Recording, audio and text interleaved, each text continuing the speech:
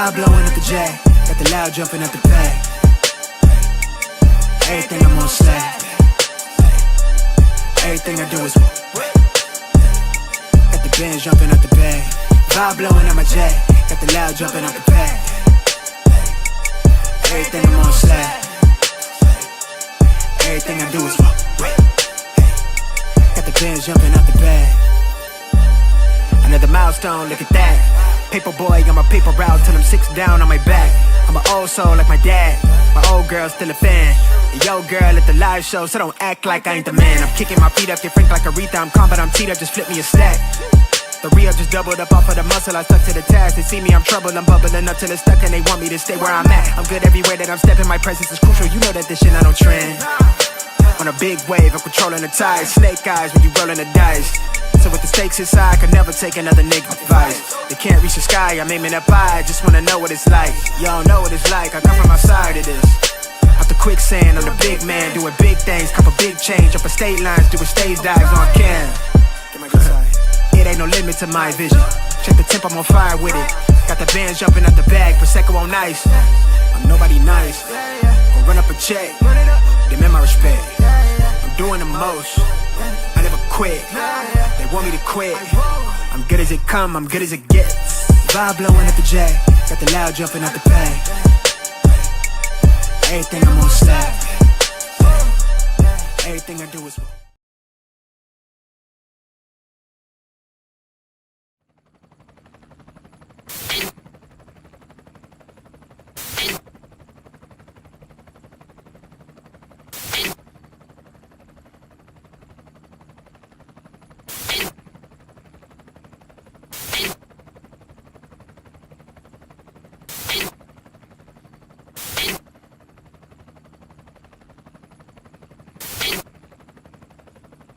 and you're in the Desert Storm bunker with Hollywood CGA. Yeah. Legends ain't born, they built from the grind. From benches to banners, we sharpen the mind. We sharpen the sword and promise and swore that we going hard and leaving it all on the floor.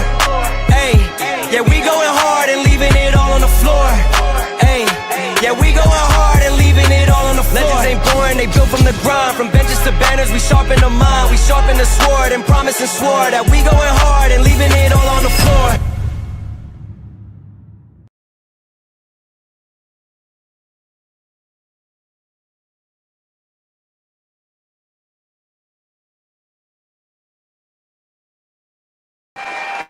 What's going on, everybody? It is Coach Greg Adams back in here with another YouTube live stream. Shout out to the Coach Gang. And that's you. For being in here, being involved, and being active on this YouTube channel. And welcome back to the internationally known and recognized symbol of YouTube and excellence in edutainment, the Boss Up Show. Part of the Free Agent Lifestyle podcast here on the Free Agent Lifestyle channel. You in here with the Bruce Wayne of this ish. The King of Kings, the King of Content, and the Speaker of Truth, yours truly, the notorious one, a.k.a. Mr. Coachellini, better known as the prognosticator, Coach Stradamus. And you're in the Desert Storm bunker with the immortal one, Hollywood CGA. And EWF, that is every woman's fantasy in the whole fucking show. I'm the CEO Niggero of Fixes Binds LLC, the unbinder, the undebatable, the undisputed best entertainment here on YouTube. You can call me Senor Gregorio Graybeard. The ladies love to call me Mr. Third Leg Greg. Also the man with one trabajo. That is the ecclesiastical Mitch Slapper. You're looking at the anointed one. Acknowledge me. The founding father of the After Pill, the junior college sociologist, the Morpheus of the mating matrix, the chocolate Confucius, the Black Moses, the deliverer, also known as the man that ecclesiastically walks in the spirit of Elijah. I'm the man with more nicknames than anyone in the game, but in case you forget those names, just call me Poppy Malo, Hentai CGA, the immortal one, the Lord of the Lings, Ginga CGA, Greg Fu Young. But you can also call me the Benevolent Monarch CGA, see God, Allah, and you're looking at the reigning, defending, 14-time demonetized champion of YouTube. You know why? Today's show, we got a great show for you today. An one-sided open marriage.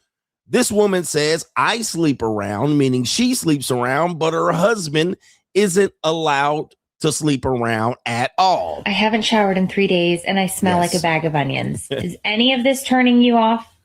Nothing? Yeah. All right. So there you go right there. She's allowed to sleep around and get trains ran on her. But he's not allowed to get no punani. All right. This actually plays into a lot of coachisms, as I predicted, the modern day disastrous dating marketplace. Even what was his name? Patrick Bet David tried to give dating advice yesterday in a classic show of me breaking down how ridiculous it is for everyone right now trying to save this dating marketplace. Well, the problem is they didn't listen to CGA. I predicted this modern dating marketplace, but people called me a nihilist and people tried to use anecdotal evidence to disprove me. Well, coach, I'm married, or my next door neighbor's married, or God is in my parents' marriage. And I was like, that sounds good. That doesn't eliminate the fact that we're going to have a crisis, meaning that there are going to be more single women than there are in the history of the entire world. Single women will prevail. All right. Not only that, we will practice what we call temporary sexual exclusivity, and with a lot of women practicing being whores. Okay, but we like whores. But a lot of women will be initiated into whoredom and the Jezebel spirit early on, and then those women will try to pivot into relationships. And when they can't, when they see it's difficult, when they see their pussy can't get wet, for men who are busters, all right, what'll happen is they'll just participate in polyamorous relationships with the top tier men. All right, this is going forward. Now, I want to preface that a lot of times people try to disprove me with older people. All right. They were like, no, there's some older people that are looking for relationships and monogamy. Yes, these people are 37 and up. Well, that doesn't count. That's different. All right. 37 and up. Obviously, that's what they're trying to do. They're trying to pivot out of whoreness. We're talking about 18 to 30. And CGA was right. I'm living in the year 2032. We're living in a overwhelmingly poly environment. And some are openly poly. All right, they're openly poly. Some are not. In this case, this is an open poly couple. All right, well, it's one-sided open marriage. All right, where she's continuing to get her cheeks clapped and he gets a marriage. I also said women will be the aggressors after 2020. And people are recognizing and realize that women are the sexual aggressors. They're the ones sexually independent. They're the ones being able to establish the fact that they can sell them sex sexually. They're the ones being overwhelmingly the ones that are not approaching. Okay. And they're picking and choosing who they want, a la the overwhelming extreme example of that would be the women you see on King 6'8" The Greats videos. So they're the ones selecting. They're the ones choosing. When they want to get piped, they'll get piped. When they want to sell some, they'll sell some. When they don't want to have sex, they won't have sex. So they will essentially be the sexual aggressors, as I predicted in 2020.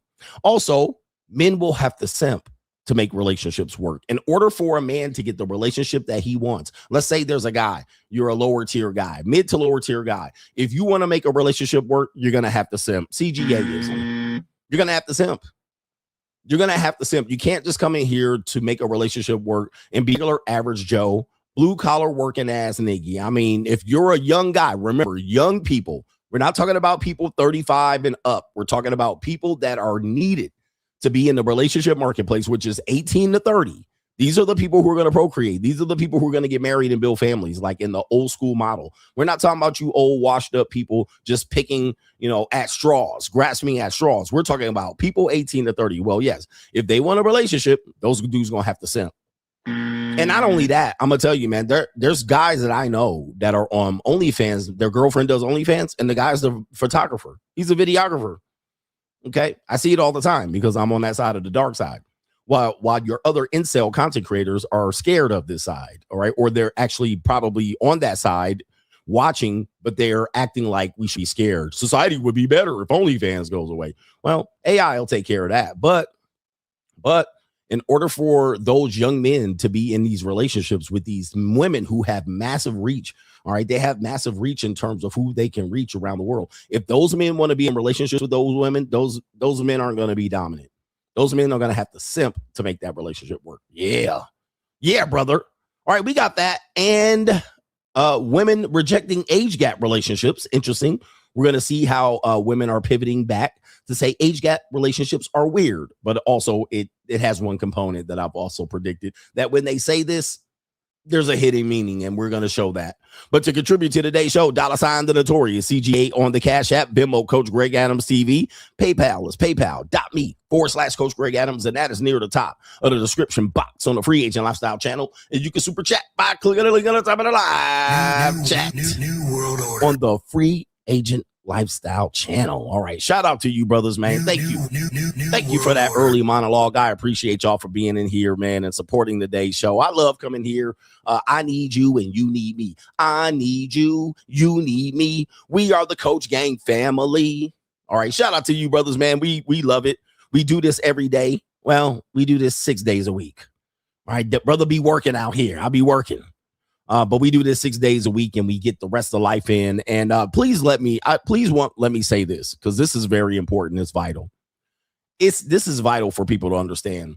And this is why I'm critical of the cold approach. We're going to talk about this. I'll talk about that part later. The cold approach, guys are not finding their way. Like, I understand the group of men who have checked out and they say nothing's worth it.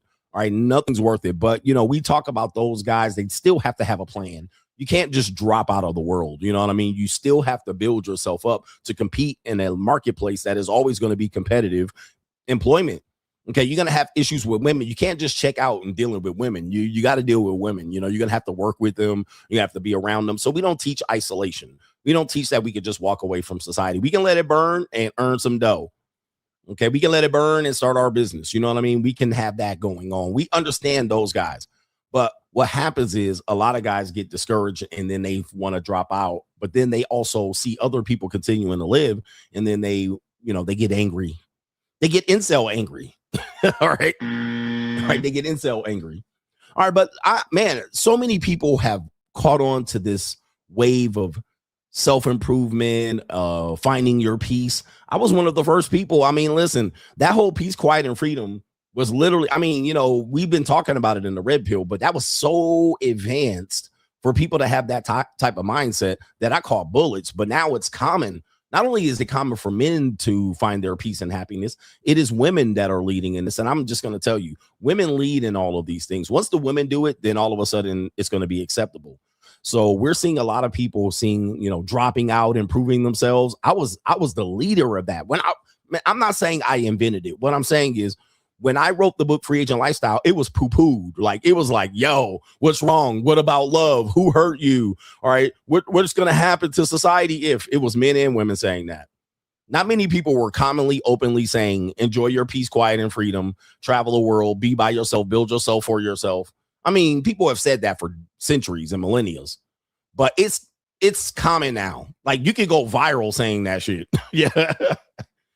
You can go viral saying that as opposed to I say it now, not so viral. You know what I mean? Like, it's very commonplace mindset, which means in effect, I was ahead of the game. I've been ahead of the game. I was at the head of the table, and I put myself out there. At least I got the proof with the book, and I can say, well, look, I wrote about this 10 years ago, But what happens is I've evolved significantly because I did the work. I stepped out of the marketplace. So what happens is when people catch the message and then they also see me living my life currently, they think it's an opposition. They're like, what's going on? Is this well, listen, I've evolved, and I'm not a red pill incel. I'm not a Fugazi content creator.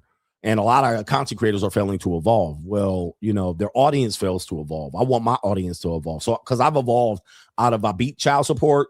I beat my, Wicked Witch of the West ex-wife in the court.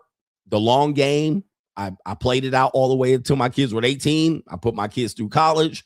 All right, I'm all having fun now. It's 50 Shades of Greg. I'm doing 50 Shades of Greg from here on out until I'm 60 with a Speedo with 4 bad bitches around me between the ages of 19 and such and such. Okay, that's where it leads to. Now, it doesn't have to lead that way for you, but that's where I'm at. Just so you know, that's where I'm at. Anyway, you don't have to be there, but I do want to acknowledge the fact that we have 2 major sponsors early on in this show that we must acknowledge. Acknowledge me. Shout out to Dorsey. Dorsey says, keep saving lives with a double sponsorship. Let's ring the bell for Dorsey. Always, what was this? 5 a.m, ringing the stream. Shout out to you, brother. All right, that's 1. And that's 2. Matter of fact, let's give him 3 because he hit an extra 10 in there. Shout out to Dorsey in the building already with a double sponsorship. Kicking off today's show with an epic contribution. And we got to appreciate brothers like him for contributing because it keeps the message going and it keeps it vital for a lot of men. It encourages a lot of men when they continue to hear this message. And there's always going to be somebody out here that donates where others cannot, or they just won't. But at the end of the day, them monkeys don't stop the show. There are real men in here that are ready to evolve to the boss up level. We're going boss up level. All right. Boss up level. That's what it is right here. Somebody says, what is the free agent lifestyle? What does it mean? Yep. All right. Do me a favor. Click the link in the description. Stop this stream. Click the link in the description box. Go to Amazon.com and then go find that link, Coach Greg Adams, and then start reading that book. All right. Come on. And because you're at the early level. So if you want me to explain it, I have an entire book that explains it. And if you got time, you can go through it all in one day. Shout out to Dorsey. Yes, indeed. And shout out to our brother here. It is Marcus V. Shout out to you. He says, shout out to the coach. He says, it's your boy from the ATL paying my tuition and showing respect, fam. Appreciate all you do for us, coach. Boss up season is upon us. There's no excuses. Marcus with a double sponsorship. Let's go already. Woo! That's one time. Let's go. With a double sponsor already. 2 times. 2-timers. Let's go. Yacht. Sometimes luck is an opportunity. Luck is basically preparation meets opportunity. I prepare for this. The opportunity's there, and they're there already. Golly. All right, man. We already opened up the show wickedly with the forward overhand shot to the right corner. Pause. All right. Shout out to everybody, man. We in rhythm already. We're in Rhythm Nation. All right. And then let me see if I need to acknowledge somebody else if there's a sponsors in the building, because we'll acknowledge those people up front. All right. Yes. All right. This was last night. So, okay, we got that. Just clearing the room. Brothers is telling that brother to read. Yep. All right. Welcome to, you know what? Just so you guys know, I hired an editing team. And I hired an entire team. All right. I'm trying to make it so that my life, I can live the free agent lifestyle, but not have to do everyday things with the free agent lifestyle. So I'm hiring a team. And with that being said, one of the results of it is that I'm able to make more clips. Now, my son was helping me do that a little bit. But as you guys know, people have the attention span of a gnat. And so thus these log live streams or some, I'm not going to listen to 3 or 4 hours of some guy talk that I don't know. So I've been releasing with my editor some clips. All right. And these clips have done well for the channel, meaning that over the last 30 days, we've gotten 3,000 new subscribers to the channel. Now, I just want to let you guys know how difficult that is as a demonetized channel to do so. All right. These channels that I have are dead in the water in terms of having exposure past 24 hours, but many videos go past 24 hours. They can actually have a lifespan for, 40 days, sometimes 60 to 90 days. My channel, the videos only have a 24-hour lifespan, meaning that it's going to go through, the comment people who are subscribed, and then some people who are basically watching adjacent content, and then it's dead. But we've gotten 3,000 new subscribers, and this is the first time this channel has significant growth over the past few years. This channel was demonetized in 2022. So it's been 4 years almost to the date that we've been demonetized over here. And yeah, man, it's hurt us, but yeah, we were stuck. We were stuck at 111 for a long time. We were stuck at 90 for like a year and a half. Okay. But That's what happens when you're demonetized. So when you're demonetized, you have to come up with other ways to survive content creation. And we teach that over on the Money Mindset. But we appreciate the new people here. And what you have to do is understand I have a lot of content, years and years of content. Plus, I have content in almost every form: audiobooks, videos, literal books that you read. All right. Books that you read.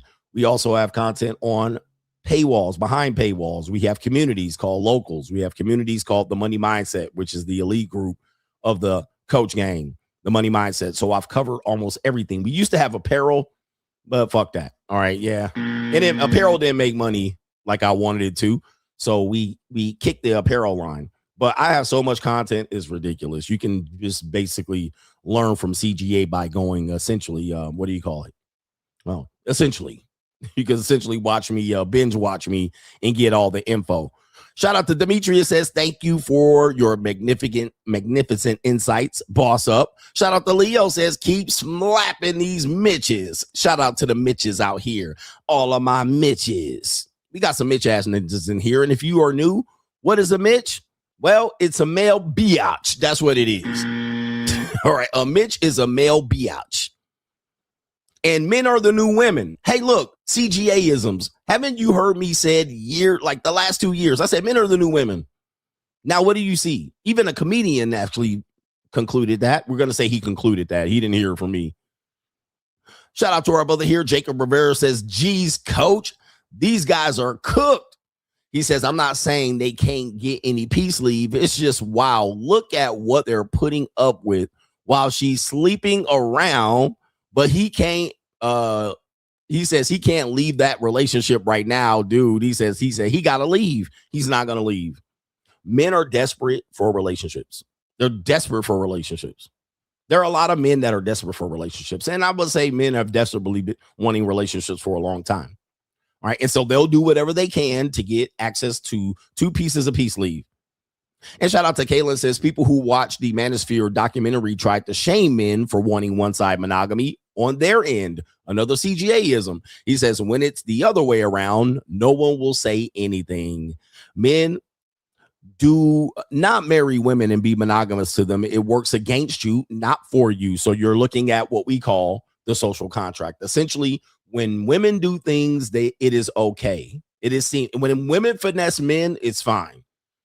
Like women finesse men all the time. They finesse them out of money. They finesse them out of relationships. They finesse them out of their kids. They finesse men all the time. And when men finesse women, it's a crime. Is it a crime? It's a crime. They literally will arrest you. Right? You finesse a woman. You finesse a woman. You make her sell some pussy on the track. You finesse her out of her, and she chooses to throw that pussy out there. You going to jail 10 years. All right. You do a Tinder swindler. You tell women you love them around the world, and then you tell multiple women that. Jail. You marry multiple women around the world. Prison. All right. All right. You get women to fly in and tell them that you love them, and they show up and there's a fucking OnlyFans camera in front of them. Crime. You go on a date and she shows up with no pocketbook, no purse, no credit card. And she goes, oh, I'm sorry. I don't carry my purse. Fine. A man dines and dashes and says, well, bitch, you going to have to cover the bill because I ain't paying any skedaddles. Jail. He going to jail. He going to jail. So you see what happens. And we're not sitting here complaining about this. But what we're doing is bringing awareness that that's how the world is. And that's how they're going to see it. Women will always be the victim. Right? You get a woman pregnant, it's your fault. You knocked her up. It's like, wait a minute. They got 18 to 20 forms of birth control. CGA 2019. 18 to 21 ways they could have stopped the pregnancy, including clamping their fucking legs. But you nutted in them, and they're just surprised that you nutted in them. Did you nut in me? Yeah, bitch, what you think I was doing? Ooh, you know. Right? You didn't tell me to pull out. You actually clamped your legs around me. So how did I force you to get pregnant? How did I force you to carry a baby for 9 to 10 months? That's impossible. How do I force you to carry a baby for 9 to 10 months? He forced me into having a baby. He knocked me up. He baby trapped me. How? It's in your stomach. All right. It's in your stomach. You knew it was in your stomach. Your period stopped. You got cramps. You got morning sickness and shit. Your nose swelled up. You got fat. Okay, titty started getting milk and shit, and you didn't realize what was going on. Completely just forced you. Right? Anyway, I don't get that. He trapped me. No. It's the other way around. I can't trap you. Just like ladies, when you say, I fucked that guy. No, that's not how it works. You got fucked by that guy is what you should say. You got fucked by that guy. You don't do the fucking. All right. I am the hammer. You are the nail every single time. Unless it comes in the case of Abba. Abba is the nail, apparently. All right. Anyway. All right. Abba is the nail. All right. Some of you niggas are nails out here. All right. Y'all crazy as hell. Crazy as cat shit. Let's get to the first part of the show. We got some Doom and Gloom CGA. The return of Doom and Gloom CGA if there wasn't enough Doom.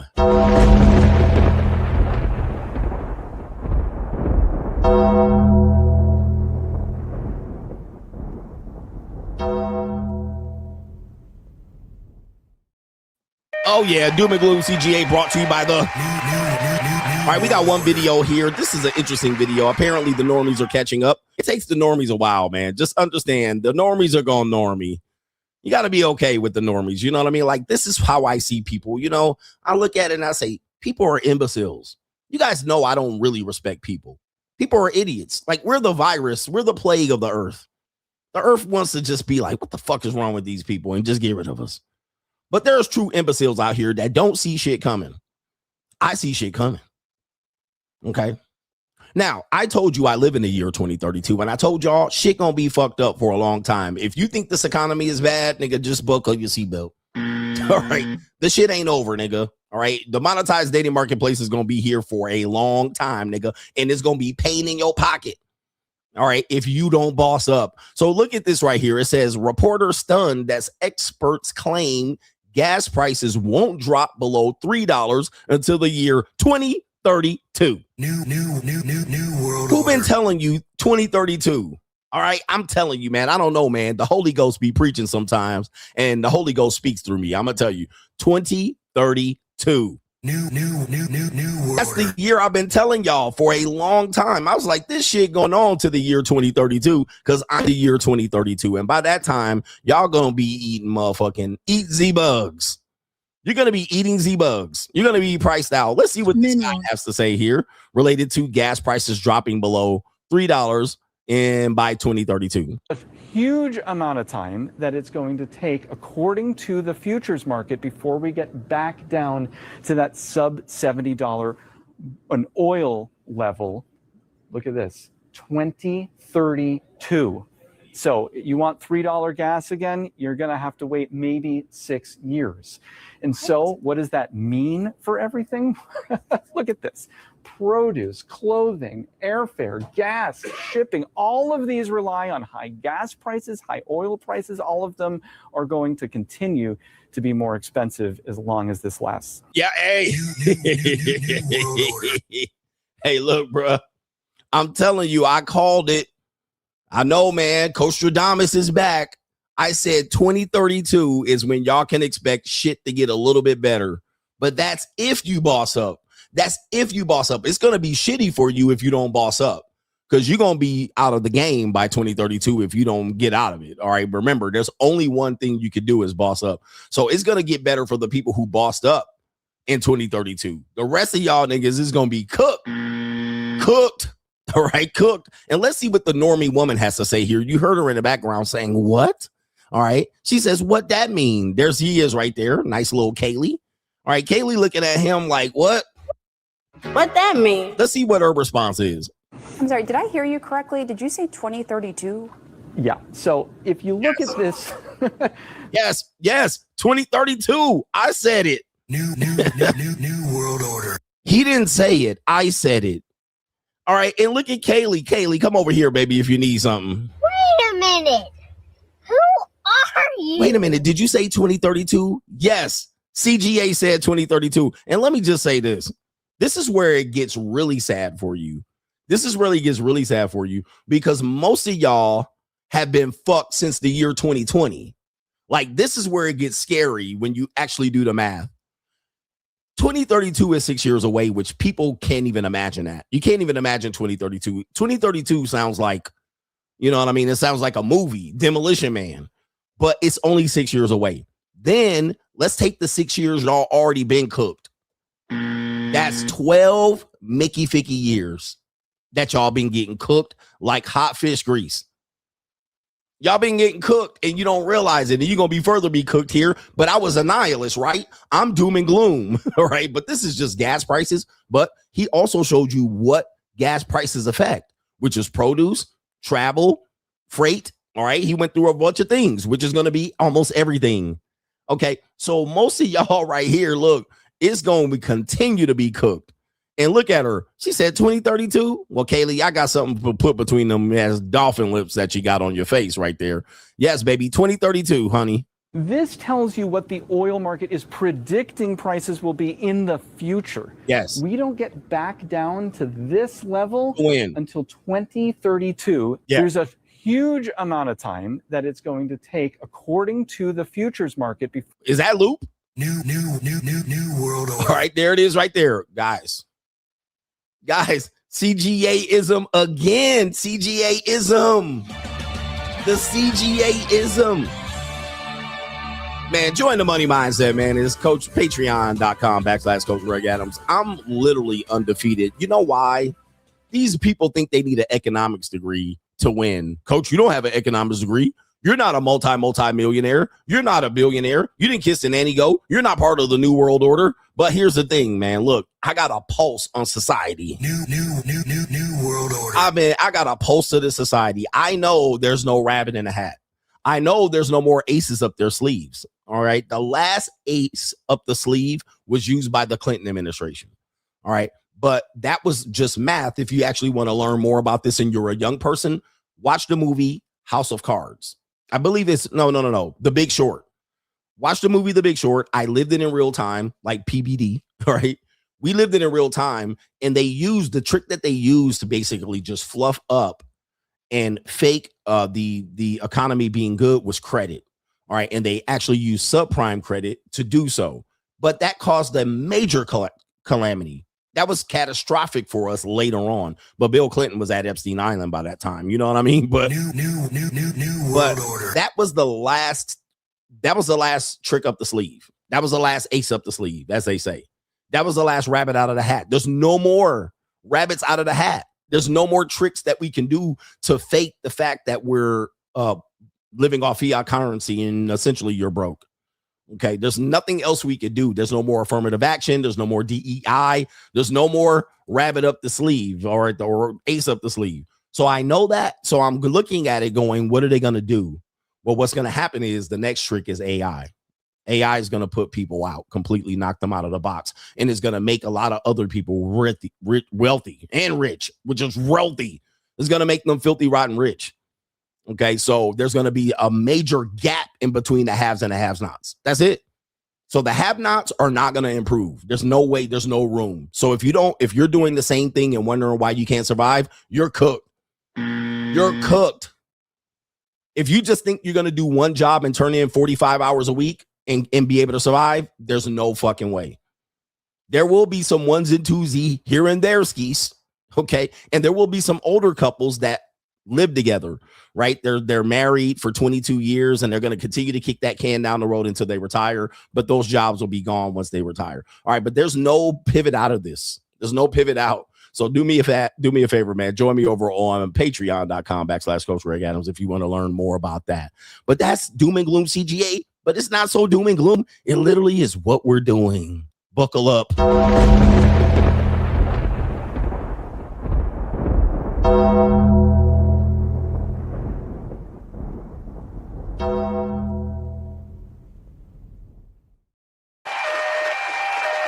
Welcome back to the show. Let's get some contributors to today's show. Shout out to our brother Drizzy Drake. Says, Coach, PBD has a prenuptial agreement. He said it in an interview by Hafiz. We know Hafiz. Also, don't forget, PBD comes from the PHP, and his multi-level marketing firm hired mostly Latino women. The static I think you meant the statistics. All right. The statistics are on his website. PBD knows the game is cooked. Women aren't going to sign up for marriage. Shout out to you. And I did see a documentary calling PBD, who is Patrick Bet David, doing a multi-MLM, a multi-level marketing insurance group, which most people call a scam. I'm not calling it a scam, but most people call those type of employment opportunities a scam. And what then you're adding is that he intentionally and targeted poor people, particularly Latino women, because they work for peanuts, or well, they work for a motherfucking, cornmeal, I guess. They work for peanuts, just like sea Mexicans in the Philippines. They'll do a lot of good work for very little money, and they'll continue to be in the cycle of poverty. All right. And 8 people living in one house driving, 4 cars. So what happens is when they target this particular group of people, they will get a lot out of them. They will get a lot out of them in return very little. All right. With a false promise that they'll move up the chain of the market. All right. Which is the multi-level marketing scam, if you will. All right. It's a tough scam. I did see a video of them breaking that down, and he earned a lot of money from that, which you can if you're an aggressive hustler and a foreigner. Not a lot of Americans can do a thing like that. Right, because you guys have morals. Dennis S says it's funny how people try to box you in. I told a coworker I worked 41 of the last 42 days. She said, I'm glad I can split my bills and not do that. Unaware I'm building my resilience and discipline and work habit for outside of work, for when you boss up. Okay, a lot of times you can work for a 3 to 5 year window doing things like that, and then you can slow down and you'll be ahead of the curve. But what do people do? They get content. So she decided to get content. Oh, I split my bills. I don't have to do that. Okay, what happens if the relationship doesn't work and you can't split those bills anymore? They don't have a plan for that. They're not thinking that far. Or what happens if one of those people lose their jobs? Okay, and you can't split the bills. All right. Or what happens in a sense where you continue going down that path and you're just content with your income because it's being split in half and you can save a couple of dollars over here. Well, when inflation continues to kick your ass, then you're going to realize that splitting the bills becomes damn near impossible. Okay. So it's one of those things that people, they just don't see it coming. They just think they can do the same thing. I'll just turn this basic lazy effort in and it'll be okay. It'll be all right. Yeah, it'll be all right. It'll work out. It'll work out. What's the worst that can happen? Roderick G says, as a middle-aged millennial, age 36, many women that I meet are often shocked how well traveled I am. He says, I often don't mention my prior military service. I just show the receipts and they look at and treat me with a completely different light and attitude, especially the sisters. He says, boss up in 2026. Shout out to Roderick G. Yes, indeed. Boss up, nigga. Yes, indeed. Because they expect men to, most women expect men to be less than. So when you prove that you are more than, it often catches them off guard. And they'll either compete with you and start name dropping or telling you about places you haven't gone so they can say, oh, you have to go. You're like, bitch, I've been to other places that you ain't been. You telling me I have to go to where you been. All right, but yes, they'll start competing or name dropping, or what they'll do is they'll respect you and they'll say, damn, mad respect. But shout out to Roderick G. Thank you for being a military service member. And we didn't have to celebrate you this past Monday because you're still alive. All right, and we welcome that. But we'll celebrate you on Veterans Day coming up in November. Shout out to all our military servicemen. And might I add, one thing that I actually do, and I talked about the leverage position. Leverage. Money could be a leverage, but it's not the only leverage. Patrick Bet David was talking about the many ways you can build leverage, which sometimes cold approach dating coaches for young men do not talk about this. They actually try to avoid building leverage, and they start using conversation and things that they can afford. But it's a mistake because it really is not going to help you long term. It might help you in that short time span, but it's going to distract you from your purpose. With that being said, one piece of leverage that I have that often impresses people is not that I have a YouTube channel, which is impressive. All right, to have over 100,000 subscribers, you're in a small percentage. And not only do I have 100,000 subscribers, I have 100,000 subscribers on multiple platforms. TikTok, Instagram, Facebook's at 81. And I should have more, but I came along at the time of the Joe Biden shadow ban. All right.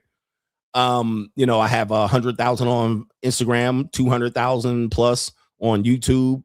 Other channels are at 50K. This is people would dream of this. People would dream of this. And shout out to the people who've come behind me and passed me up. Pause. All right, but that doesn't mean shit. What it means is I'm actually an elite character, but that's not what impresses them.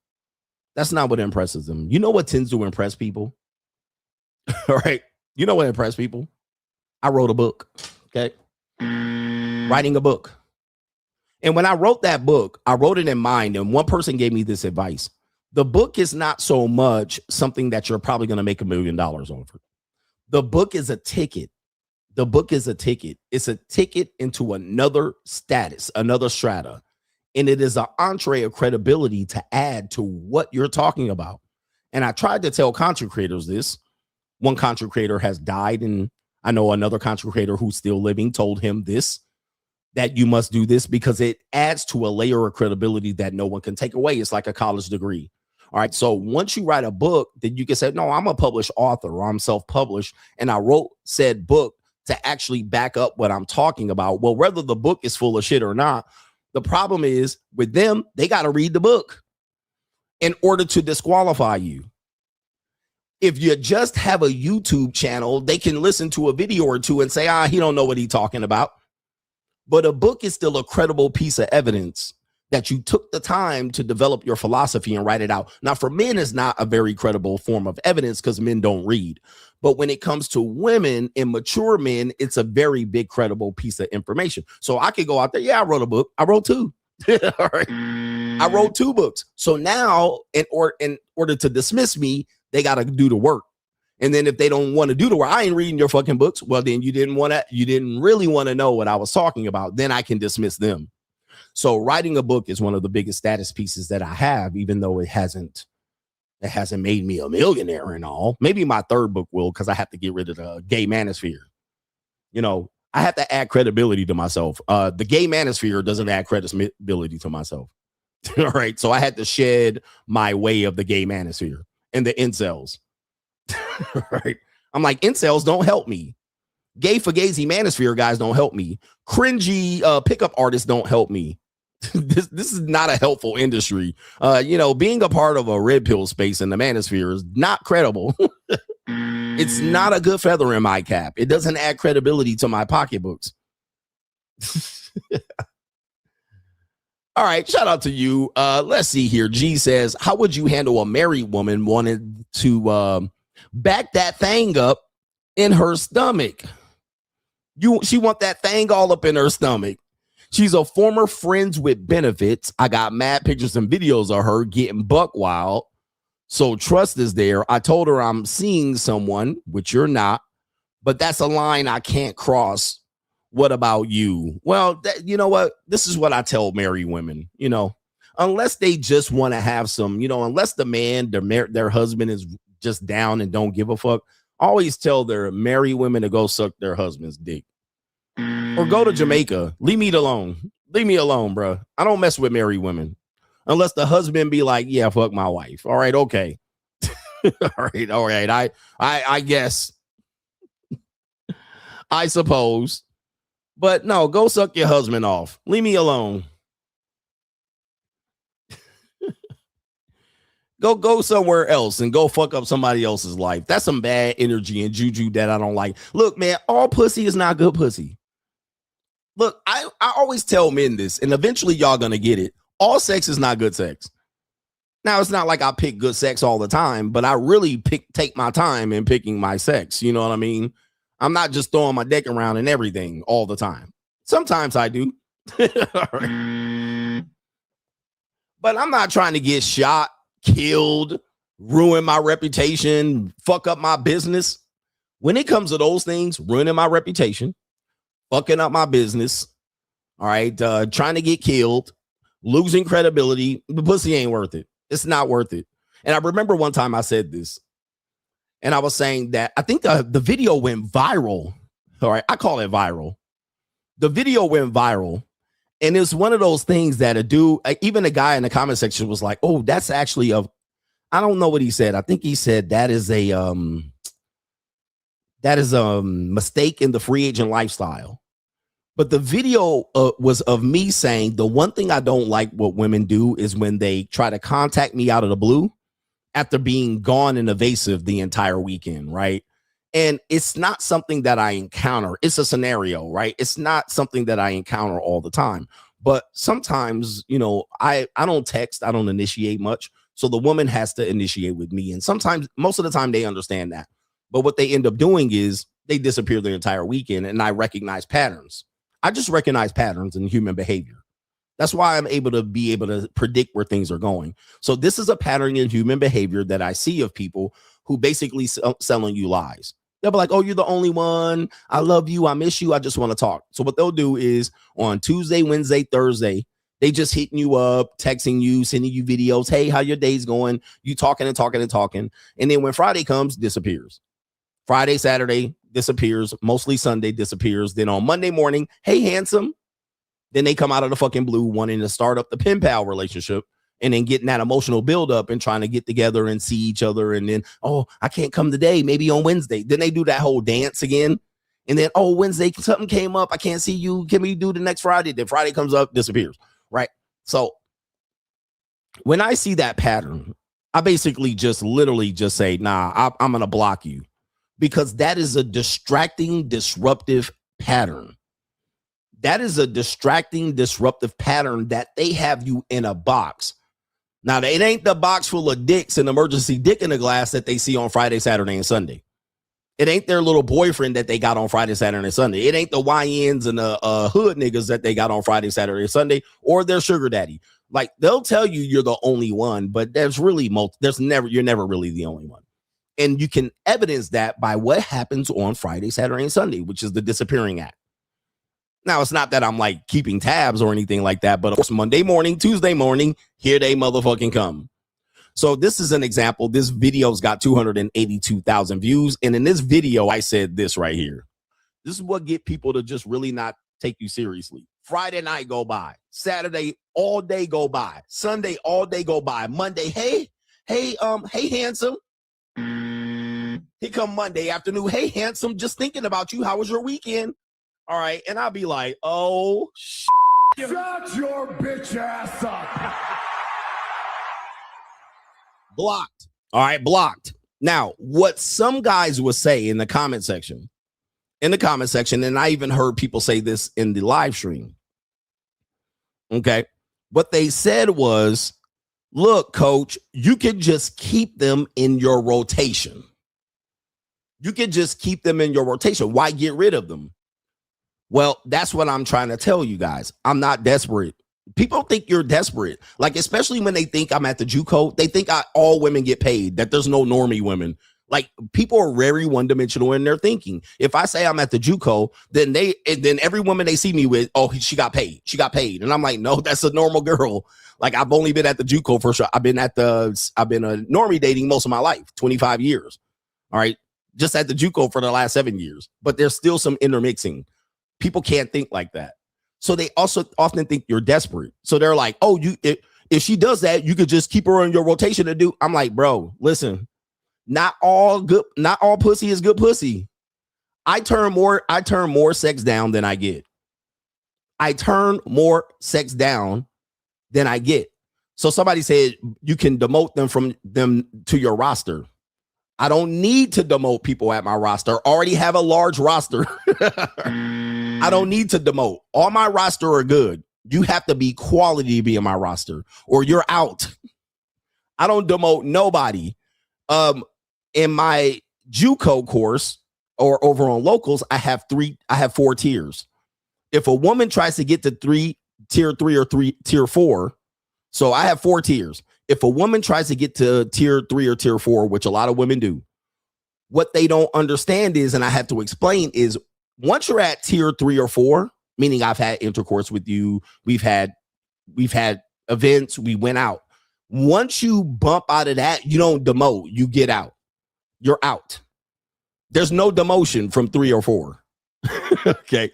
You can demote from 1, right? You can demote from 2. Like if you're just a 2 that I see here and there and you're cool and you can demote from 2 to 1. You can't demote from 3 or 4 back to 2. You're out. That's where you go. Once you've established and got to that point, and then you start playing your games, there's no demotion. You are left out, and I bring a new person in. I bring a new person in. There's no demotion. You don't get demoted in CGA's program. I run a tight program. There's no demotion. By the way, if you want to learn more about this, join our community, because I go through this explicitly, and I can't tell you over here because some of you brokey niggas don't deserve this information for free. So we tell you over on CoachGregAdams.locals.com the real deal. And by the way, if you thought that this CoachGregAdamsLocals.com or the monetized dating marketplace is going to die, well, think again. You guys are losing. You better get that information. All right. The information is there and we're going there. Just like we told you, 2032 is going to hit you square in the motherfucking forehead. The monetized dating marketplace is really going to ramp up here in the next 2 or 3 years. It's already ramped up. All right. It's already ramped up, but you guys want the information is there, but I don't give it away for free, brokies. All right, brokies, you can go kick rocks getting this information for free. Nigga, I ain't giving you shit around here. You're going to have to pay, nigga, because the game is to be sold, not told, according to the last pimp I heard. All right, and a pimp never educate a broke nigga. Not only that, a doctor never gives free advice to a broke nigga. He going to get that insurance or he going to get that credit card, broke niggas. And I'm the doctor of this shit. I'm the doctor of style. Shout out to Slick. I'm the doctor of this JUCO shit. And you got to pay, nigga. And if you don't want to pay, go stay your broke ass home, nigga. Fuck you, niggas. All right, anyway. Got to pay a nigga. All right, because I should be charging 100 times more than I'm charging you bitch niggas. All right, but anyway. Don't complain to me, nigga. Anyway. You guys have to being desperate. There's no demotion. No woman should ever be demoted in your roster. Nobody. The only women that are demoted are literal, like one time you hooked up with her and then you was like, all right, I'll see you when I see you again. That's the only time you demote. You don't demote people that have been around that know how to act right and fucking around and playing in your face. You get rid of them. Never be desperate. Okay, there's 4 billion women on this planet Earth. You got plenty of opportunity to get it right. I got women all around the world and why demote a woman when I can get on a plane and go to the Philippines and fuck 50 women? All right. I'm not scarce. Like what? Demote? I can buy a first class ticket and be in the Philippines in Filipino pussy heaven. Like what? Demote? Me? Too aggressive?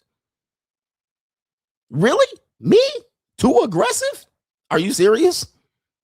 I can feel his blessings wash away my sins. I'm sanctified and I was born to win. All right, I can fly anywhere around the world and touch pussy.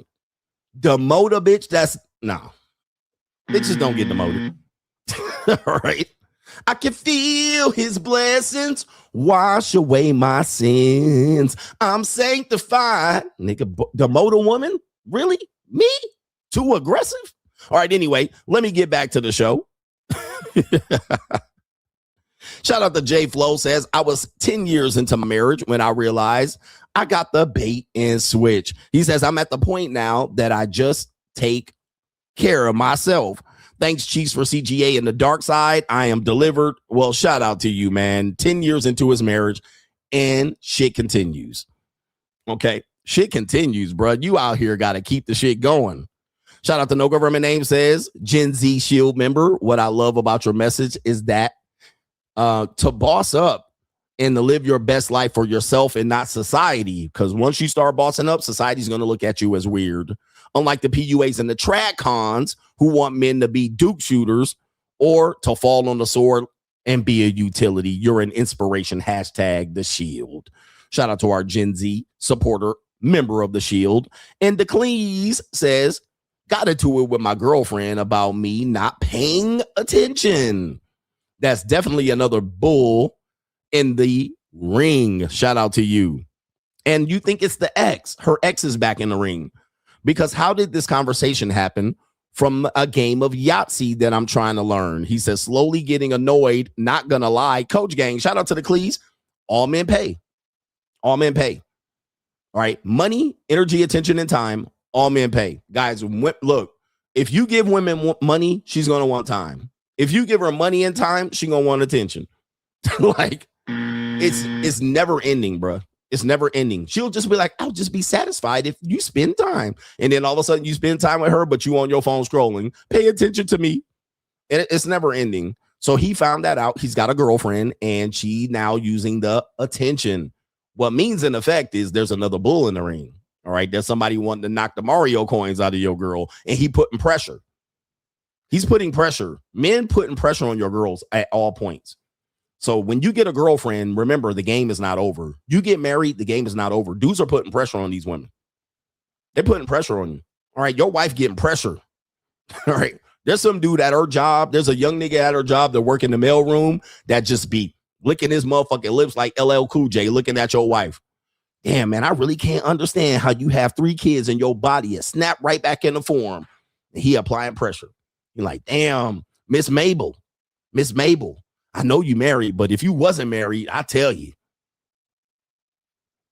Dudes are always going to put pressure on your girl. And I'm going to tell you, man, the better looking your girl, the more pressure going to get put on her.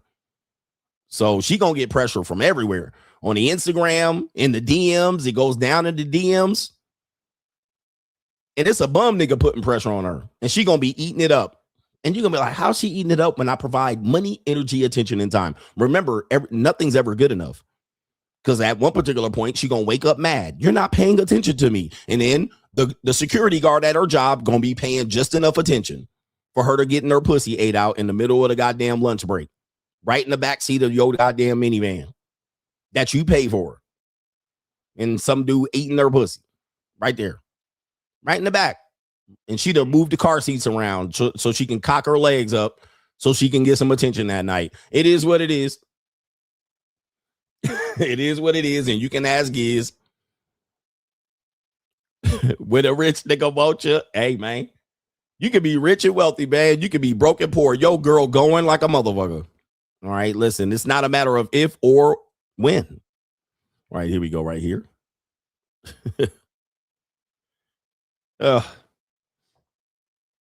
Anyway, love me in Straggle Sniggle Theater. Like, ride with me if you ride with me. You can slide with me if you feel like 550 on the 5 sticky. Come get high with me. That's a deal, right? Straggle Sniggle Theater. All right, Straggle Sniggle Theater. We got a game niggy up in here. We got an old school my ass niggy up here showing you Paw got something to say to me, Ma. But this is how Paw used to get girls back today. So take notes, young gentlemen. Take notes. You're going to walk all over my love. Take the shoes off, baby. Just don't walk all over me. Okay, okay. I want you so bad, I'll give you a baby.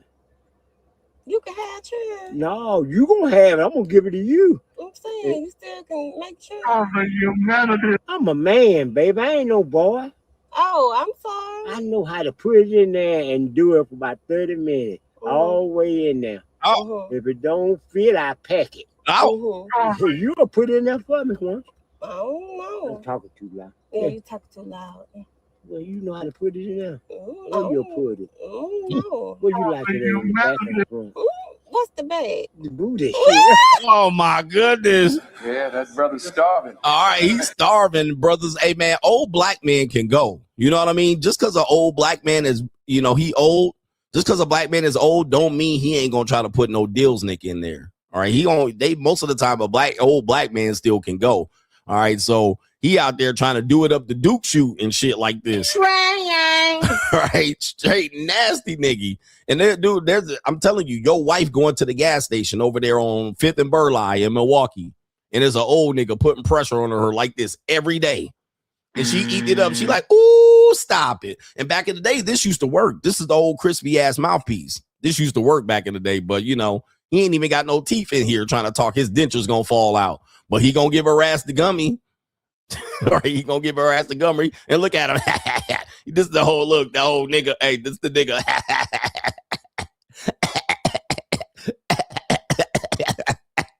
Ass nigga. Look at her. Ass nigga. Look at him. Like he done said some shit and she like, ooh. Punani just.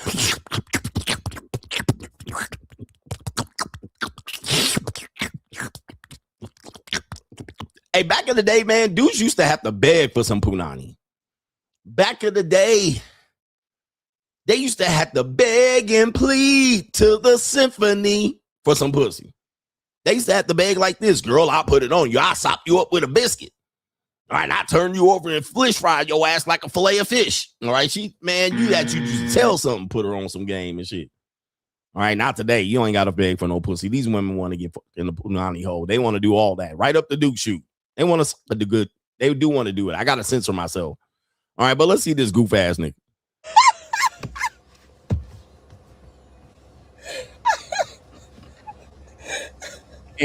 Oh my goodness. Look at this brother, man. Look at this. Niggas always gotta show they teeth. Well, he not showing no teeth. He not showing no teeth. Them teeth rotten. And he getting this. You know how dudes free Copperfield? Ladies, you already know what I'm talking about. Look at this nigga. Niggas always gotta show they teeth. All right. Hey, you know how dudes be trying to Copperfield on them thick ass sisters, you know what I mean? Feeling that feminine fat. And he just and he grabbing her on the shoulder, grabbing on the big scruff of her neck, grabbing her fat ass arms, and he just grabbing her and trying to scrape a back of his hand across a titty nipple, and he just let me show you. This nigga ain't slick. All right, let me show you this nigga right here trying to touch all on this woman for free. All right, here we go. Old sexual harassment. You like it in the back of the front? What's the bag? The booty. Look, that's one. He grabbed her on the forearm. One. Right there. Two. Right there on the back of the neck. He grabbed that buffalo hump. Two. Look, he feeling two. He copping the feel. Look, he copping a big ass feel. he grinding that hand behind that big ass back fat. He getting underneath that bra fat right here. Look. And there's another one. That's two. Here's a third. Three. Right there. Look at this nigga. Yeah, that brother's starving. He touching everything. Look. He touching everything. All right. He touching the back of her arms and shit right now. Look at this. Oh my goodness. Predator ass nigga. Oh my Lord. That's three. You a man. No, You a hot man. no. You're my friend. I know I'm your I friend. know how far to go with you. Okay. Give me something to drink. All right. Do that for me. If you All right, them old country ass Bama ass nigga. And they start talking Bama and country, you know what I mean? That's all like love talk. Oh, that my friend, you know, when you on you expressive down there, he all ad nigga. All right, black folks love to take shit back to the color purple. Like that's the black folks' ideal time period to live, oddly enough, is Jim Crow. Tell me I ain't lying. Tell me I'm not lying. Black people's ideal time is Jim Crow time. That's when you go to the motherfucker with blues music and shit. Black people loved it down there with segregation and living back in the rural area. Like if you think about it, Sinners featured that time period, right? The 1920s to the 1950s. That was like black people's ideal time where it was great. Like everything was good. You could talk country bump into each other. Wealthy black people lived amongst other poor black people. We were all in it together. Black Wall Street. That's that time period. The juke junk. That's the black woman's ideal time period is for niggas to be like 1950 ass country bumpkin ass niggas. I'm telling you, man, you will not get me to I'll die on that hill. That's the ideal time for the American Negro. That's what they idealized. Color purple, all of that shit. It was easy. You could just live like porch monkeys, do nothing. You could drive a bus and support a family. You could have a Coretta Scott King that was a maid for a white man when she was 16 that worked at the motherfucking hamburger joint at 14 with the white guy just beating the brakes off of that 14-year-old girl. Hey, it happens. Read the book about Martin Luther King. There was a young black girl that worked in the little place behind the place where they shot Martin Luther King. And there was a young black girl in there that worked for a white man. And he was just tearing that ass up. Look at Claudette Colvin, the original woman that was on the bus. What's that woman that's name on the bus? Rosa Parks. Claudette Colvin used to see a white pastor when she was a teenager and got knocked up by him. Yeah, man. All right. Anyway, enough of that shit before the pro blacks come in here. All right. Anyway. Yeah. Straggle Theater, we got cold approachers. Oh man, cold punk ass cold approachers here. You guys know my opinion on cold approach. They don't teach men the entire game. They just teach them confidence by using tricks, right? They use trick deception and the sleight of hand and the ace up the sleeve to get men's attention. And this is an opportunity here to see it right here. This is a cold approach meta glass nigga. All right, let's see what he tries to use right here. I think you dropped something. It's from your back. I don't know. It was like a little coins right there. You dropped my heart. You're so beautiful. Oh, what? I think you dropped something. It's from your back. All right, man. Hey, man, Eduardo with the Predator game. You dropped something back here. Oh my goodness. What did I tell you about these cold approachers, man?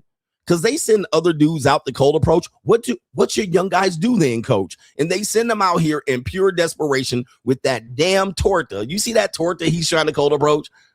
Like, what are we doing? This is why they say it's a numbers game. And I say, no, it's not. You guys are predators out there at this particular point.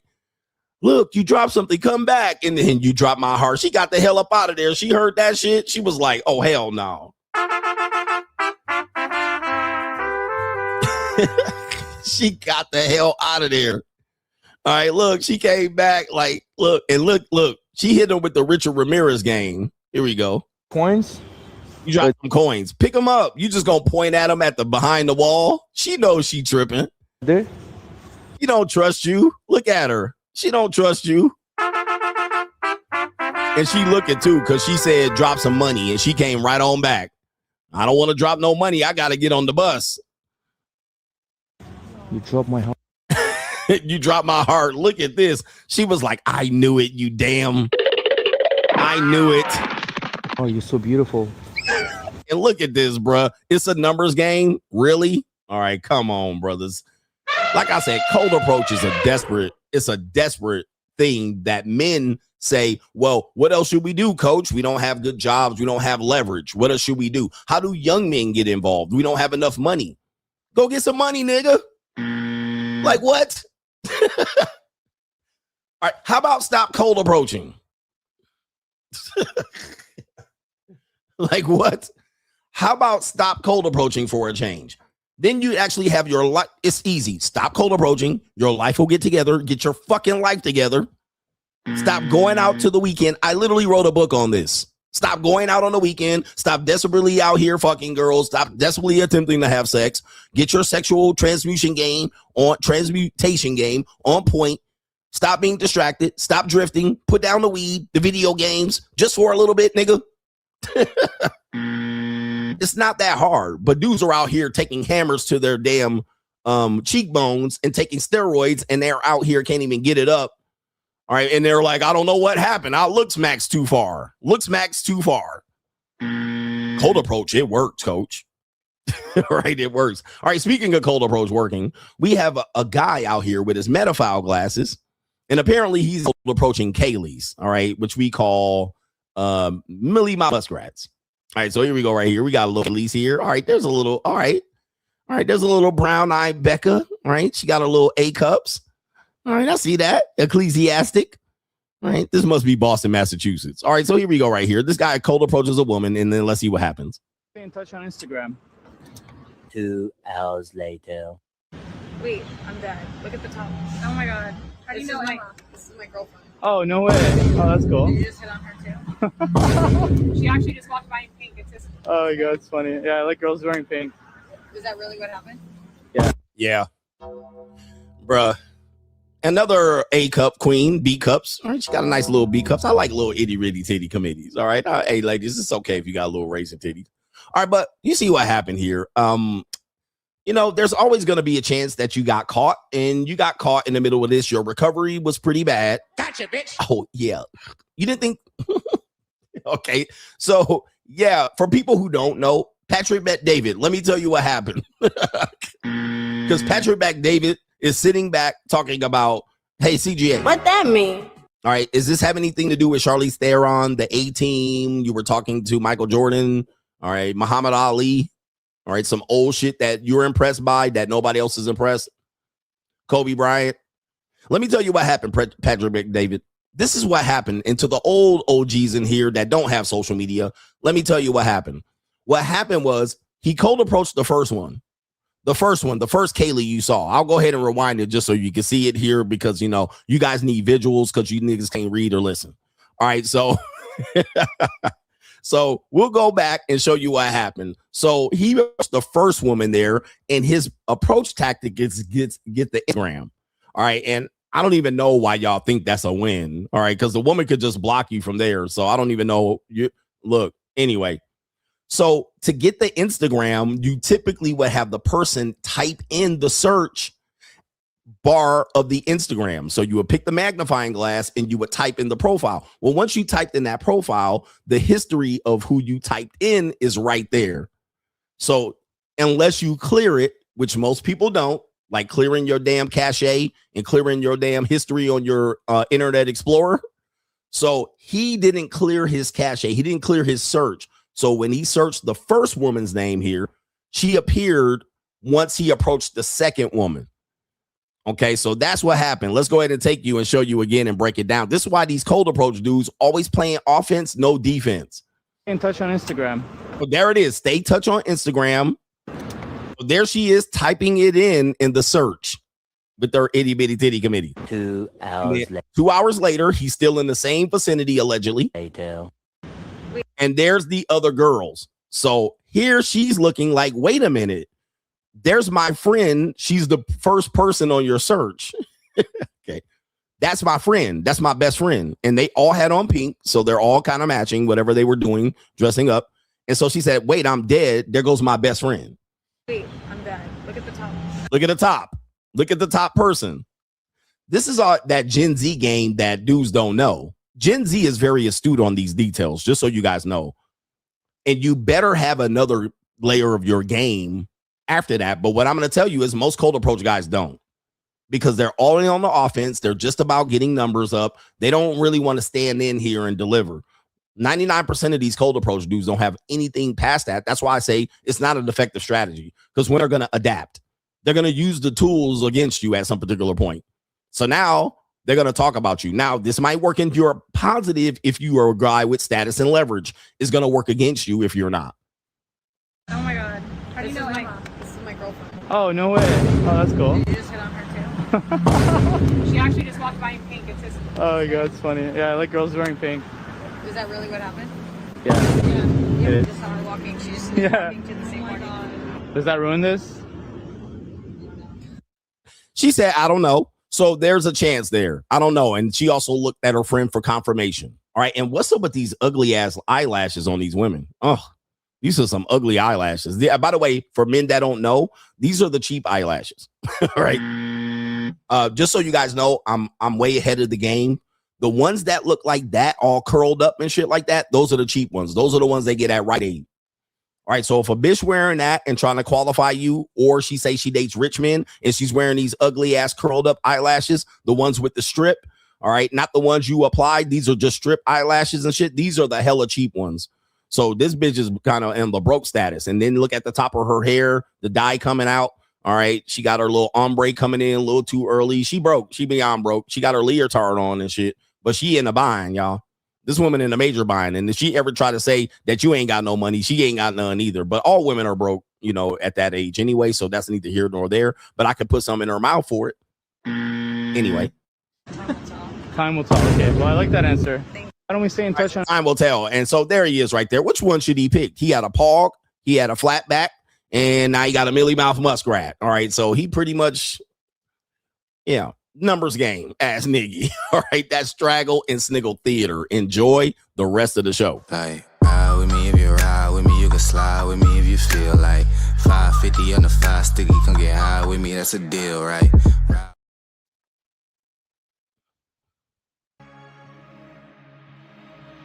And I'm going to tell you, nothing is going to get you rich overnight. Okay, you're going to have to build this particular well. So with that being said, I'm going to put this up here. Non-disclosure agreement. He says that has to be at least 5K in equipment, allegedly. Yes. Don't invest in your show.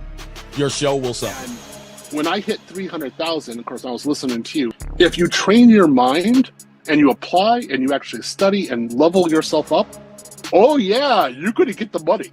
But you have to be dedicated. You need multiple streams of income. This is a non-negotiable at this point. If you only have one income, if you lose that income, now where are you? Never had an emergency fund. Never.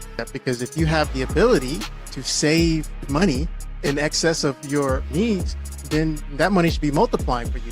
What we do is we help with unified systems, your brand system, your web system, your data, and your operations. If you get into a situation where you were going to take a shortcut, this is when you're going to get scammed. Like you apply to a job and a day later, you got a rejection letter. Nobody read your resume. The AI rejected your resume. I have my cameras down here so that it's always behind everything else. One of the things that we definitely want to practice in picking these stocks, you definitely want to exercise patience. So if you're doing diligence on a stock and you don't have to buy it at that particular point in price.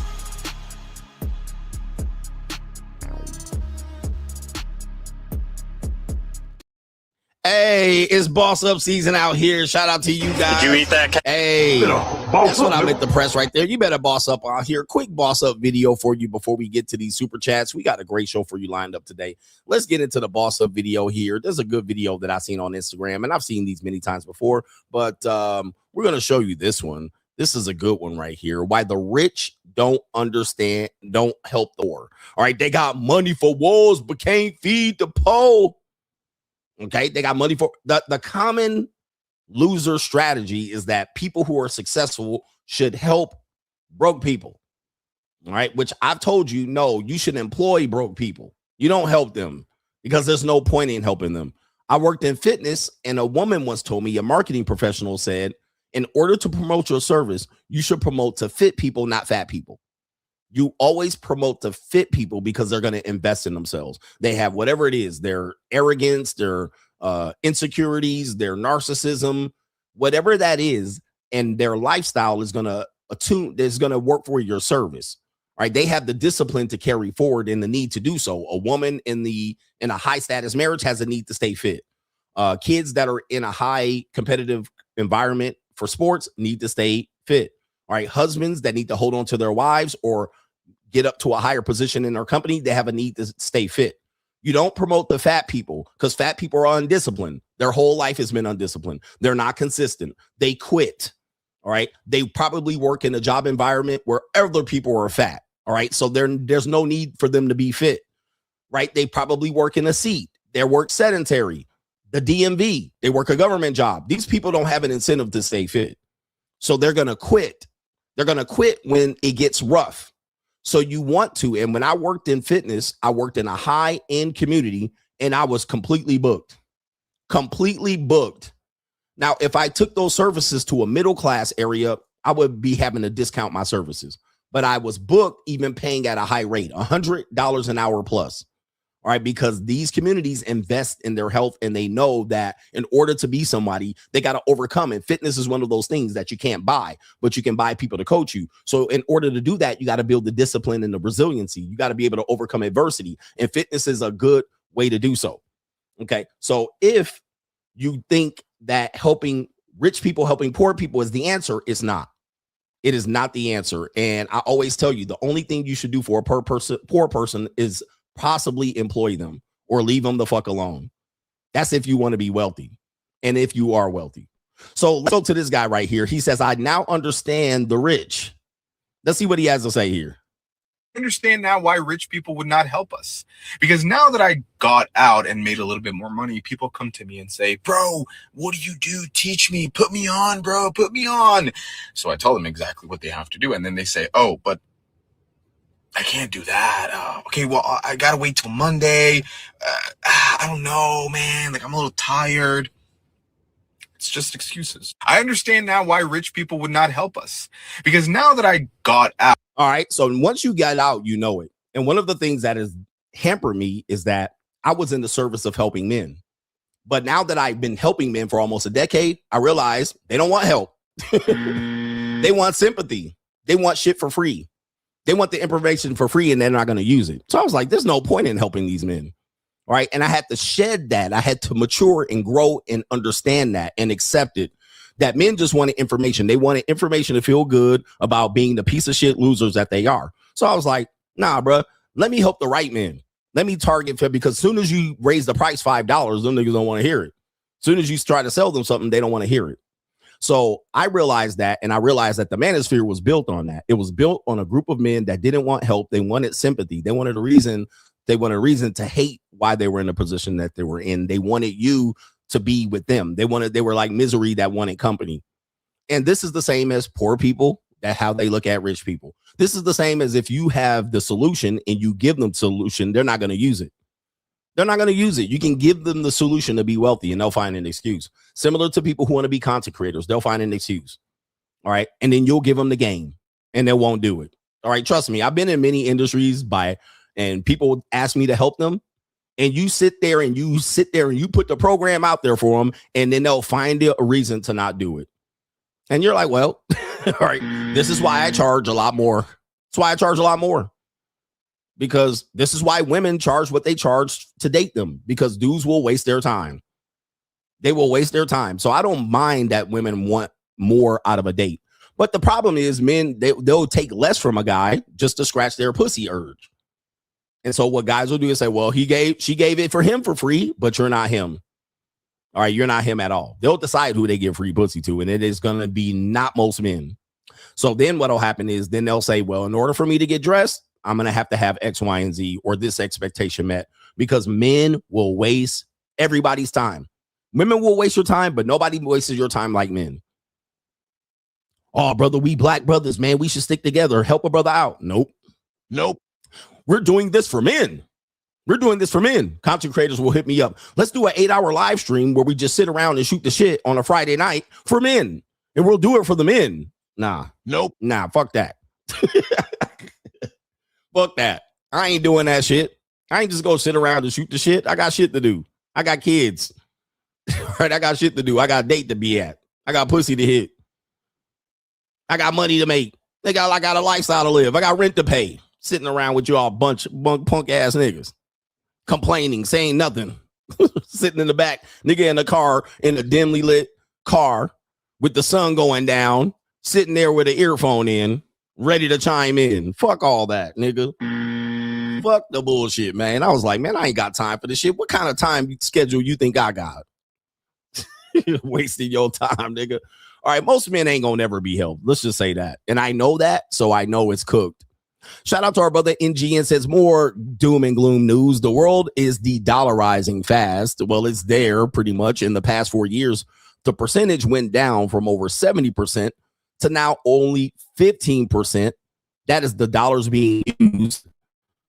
Why do people expect Gen Z men to save society when it doesn't care about what they want? Well, Gen Z men can't save society. So there's that.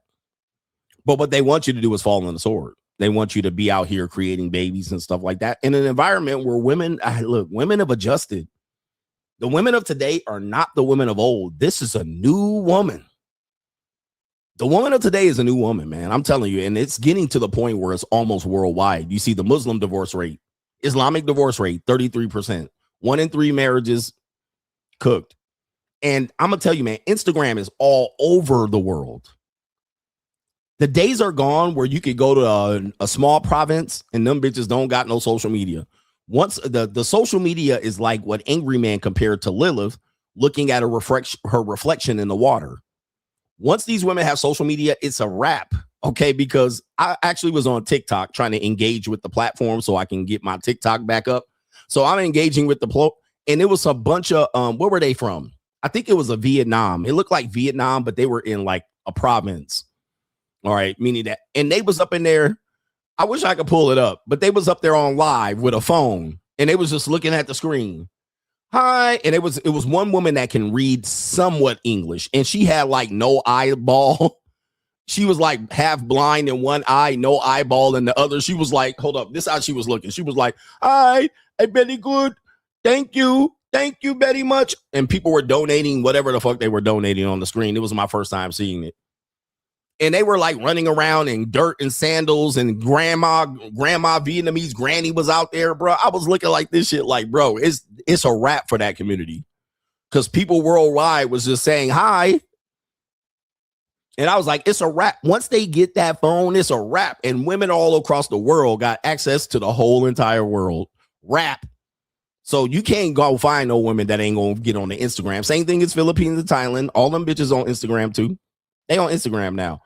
And some of them on OF. And some of the black dudes going over there putting them on OF. Right? So they going over there with that pimping. So it's the women of today, and I don't mind it. You guys, I wrote the book on feminism telling you that there's going to be a new version of women. It just came a little bit too fast, but this is the new woman. The old woman days are gone, ecclesiastically. Ecclesiastically is gone. You're not getting these women no more. No matter this, women don't have options. She's not going to have social media. Few and far between. Likelihood you're never going to get them. Never gonna get them. Never gonna get them.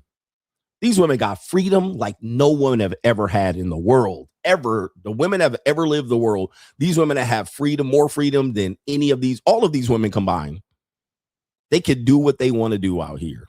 And then if it doesn't work, they can just blame men, right? The men's fault that their life didn't go with the way they wanted to go. It's the men's fault that they got in a car accident. It's the man's fault that they went bankrupt. These men didn't step up. It's the man's fault that they got a brick on the side of their head. It's the man's fault. I was sitting here talking shit, causing a fight, and then a guy went upside my head with a brick. All right. It's the guy's fault. All right. Jermaine didn't come and save me. All right. It is all Jermaine's fault. It's not your fault. It's not your fault that you weren't running your mouth.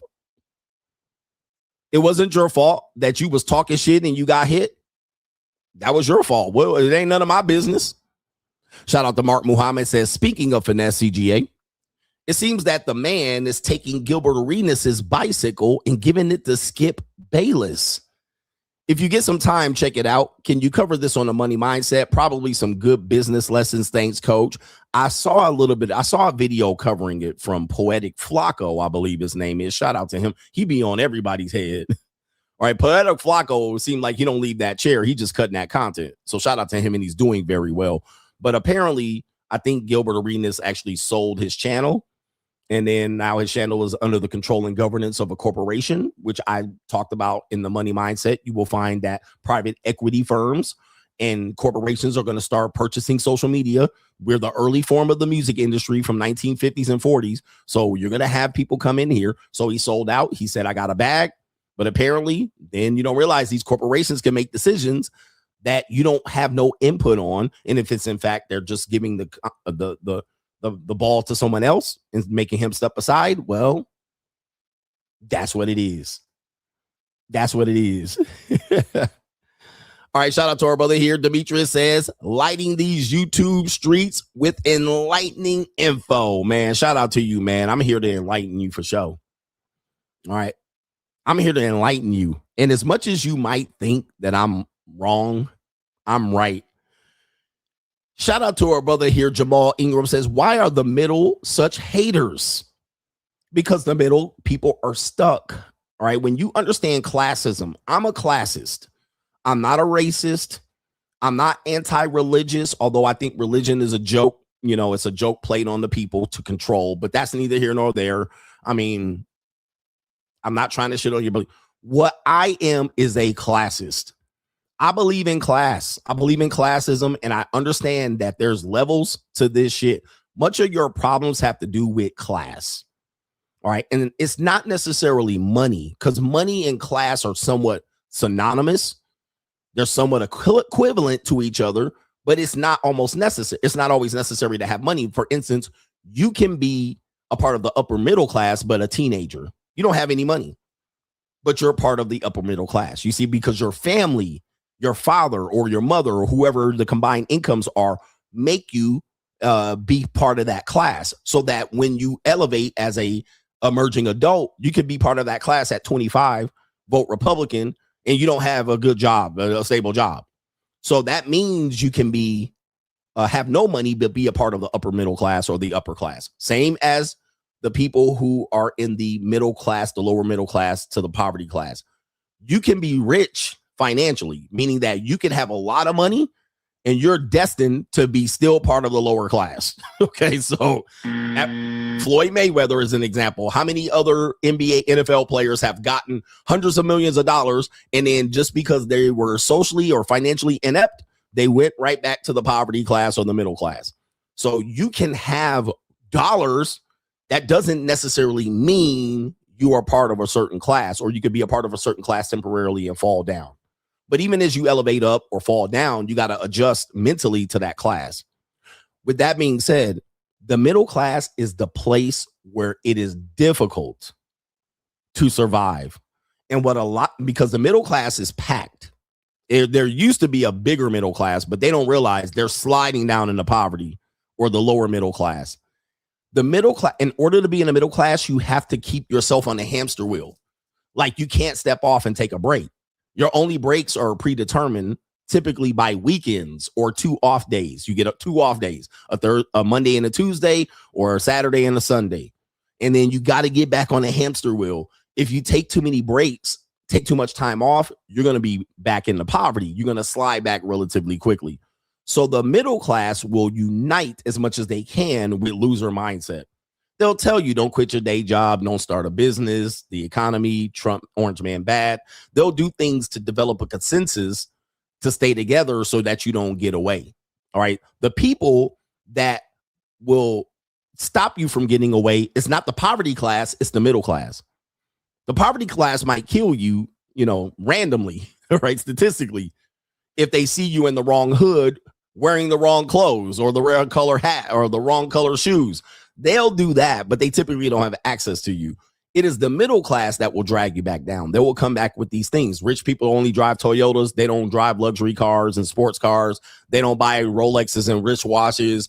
Warren Buffett still drives a Cadillac and lives in the Omaha. They'll start saying shit like that to make everybody else feel a part of the community. All right. And then when they'll say things like, people who don't have a lot of money try to look rich. They'll tell you to make a lot of money and look poor. These are all middle class people.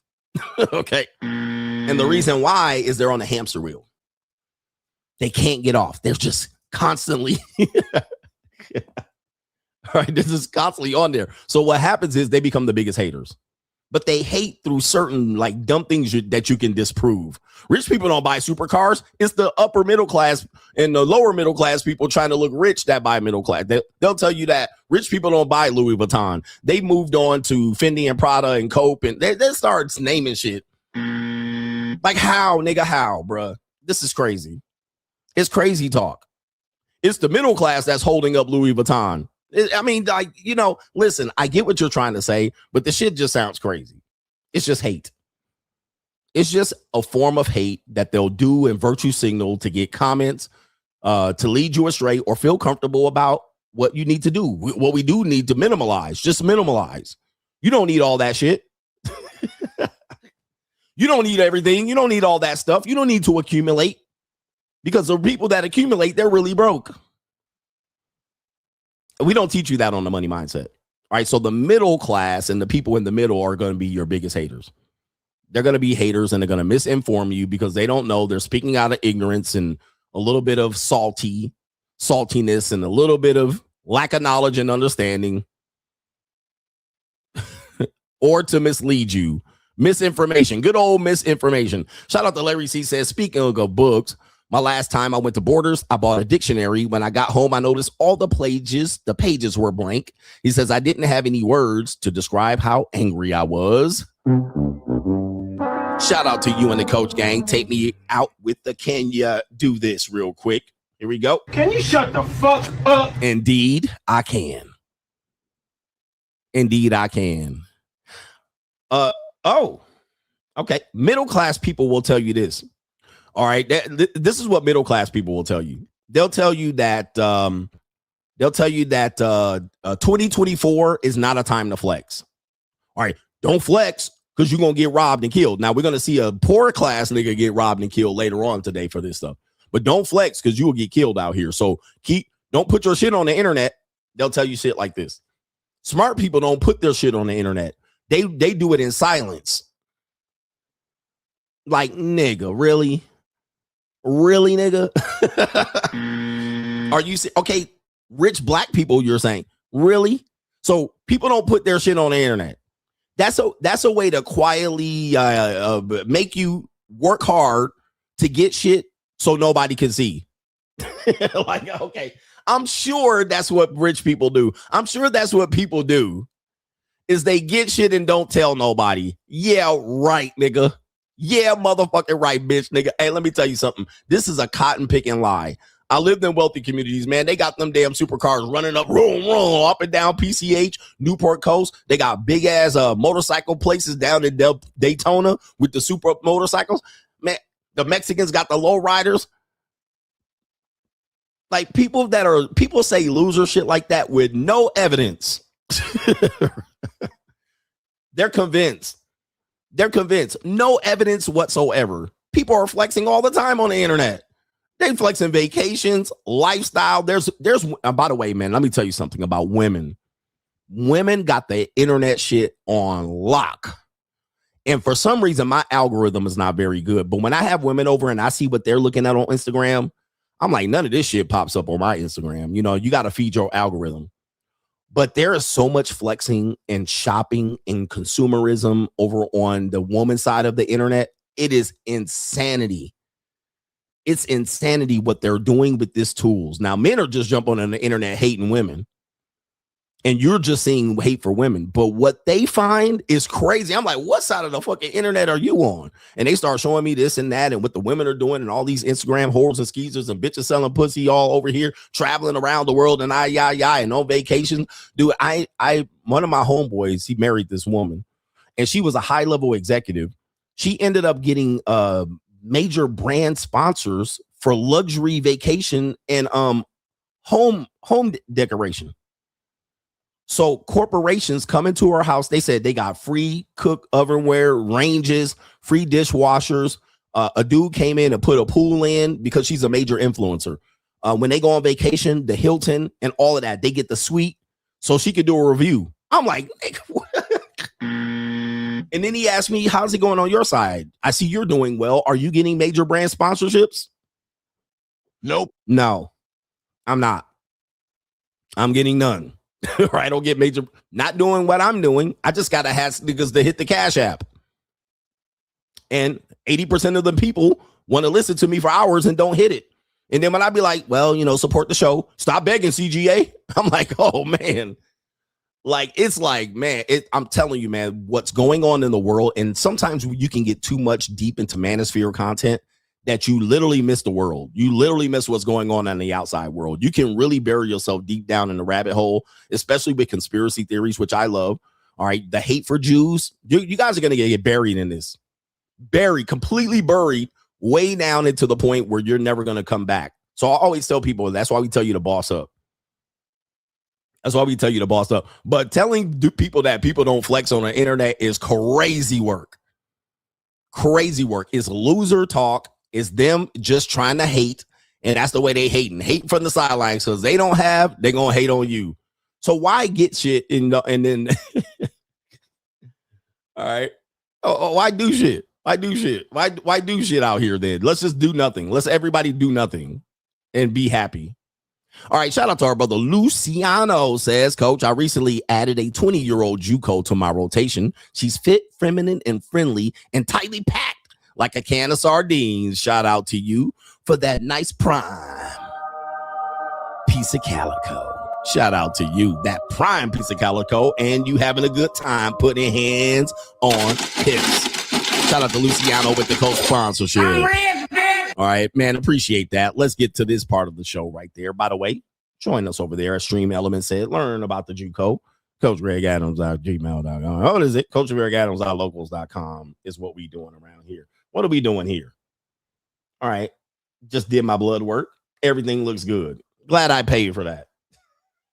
All right, anyway, get your blood work checked. We're getting healthy here. Health is wealth. Somebody says, right? I'm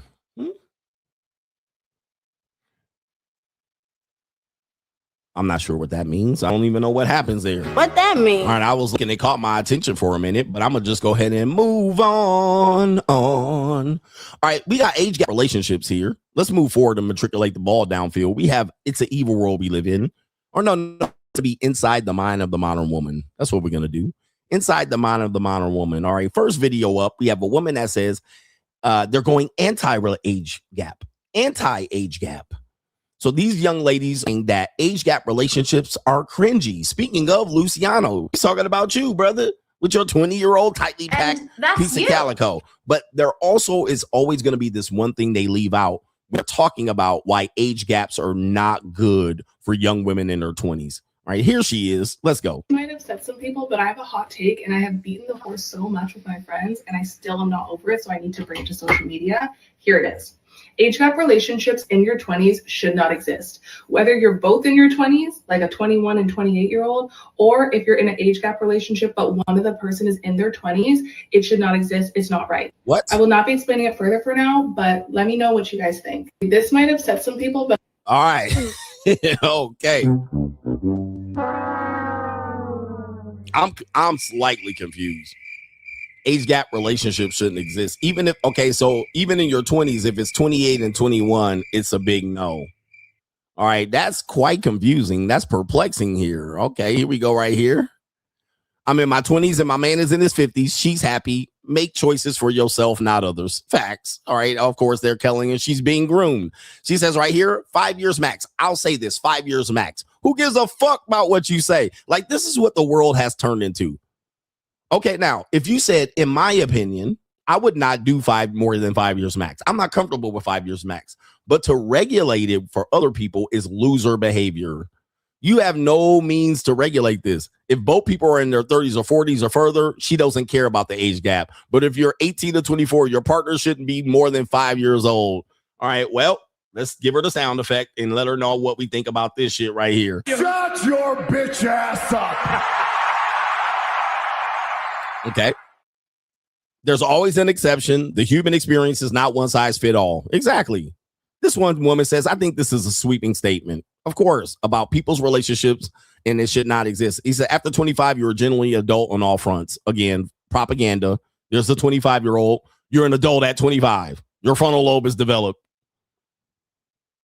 This has always been a strange take for me. It's either you're an adult and able to make adult decisions or not. You should be able to drink and vote, take out student loans, to be indebted for the rest of your life, join the military and die for your country. But when it comes to choosing a partner, you're just not mature enough to make that decision.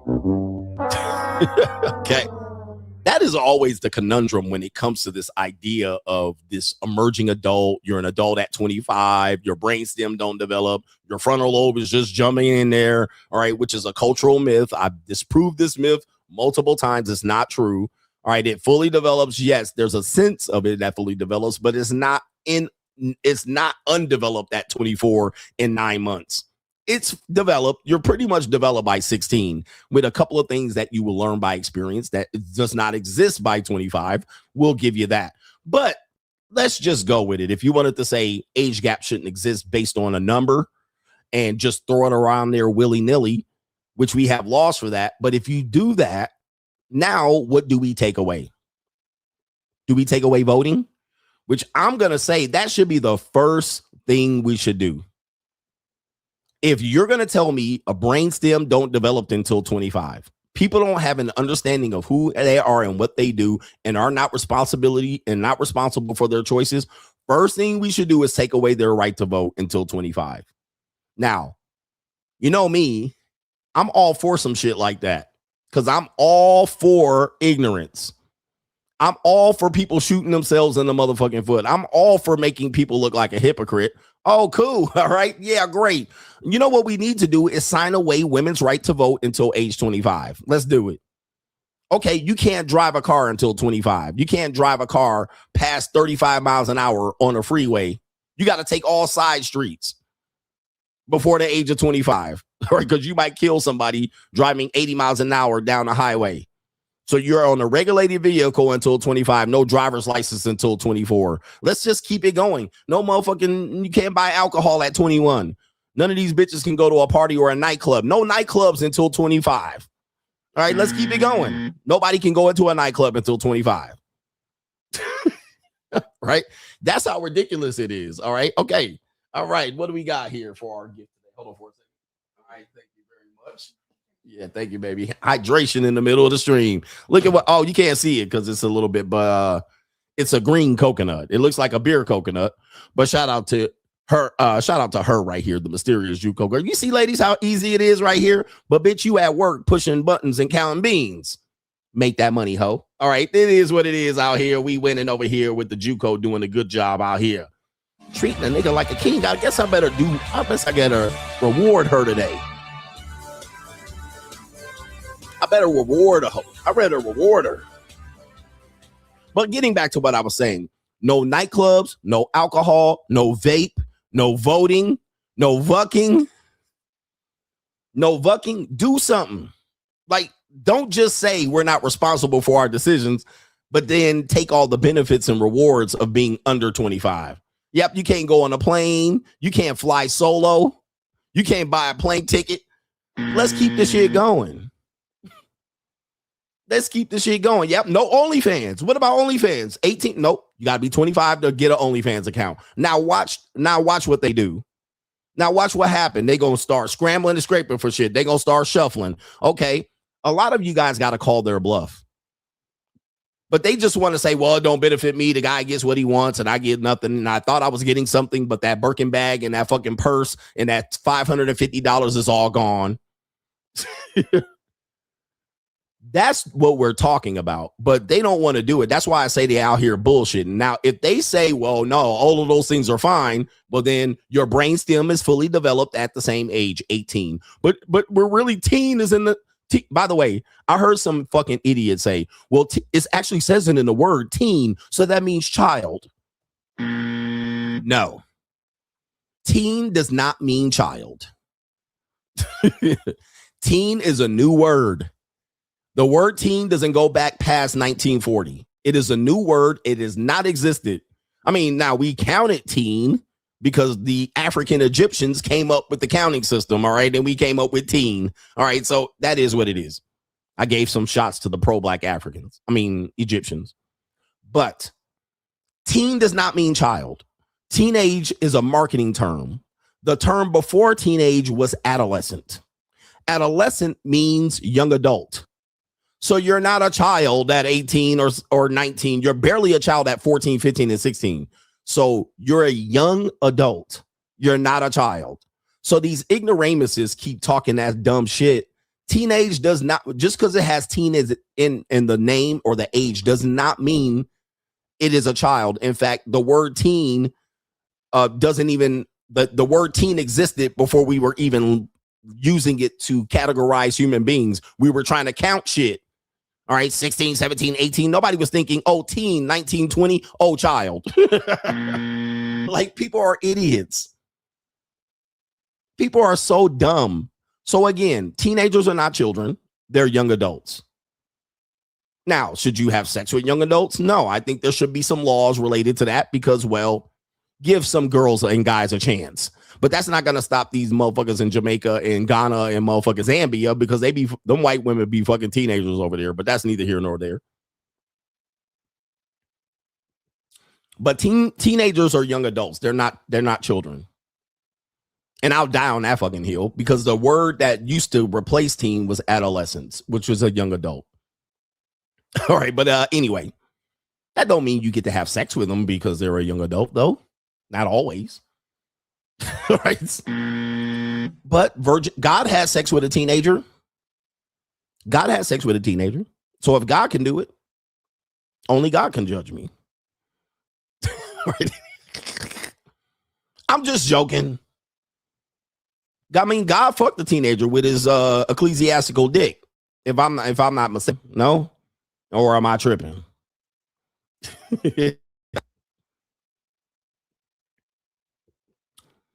God was like, I'm going to get this 14-year-old Mexican pregnant.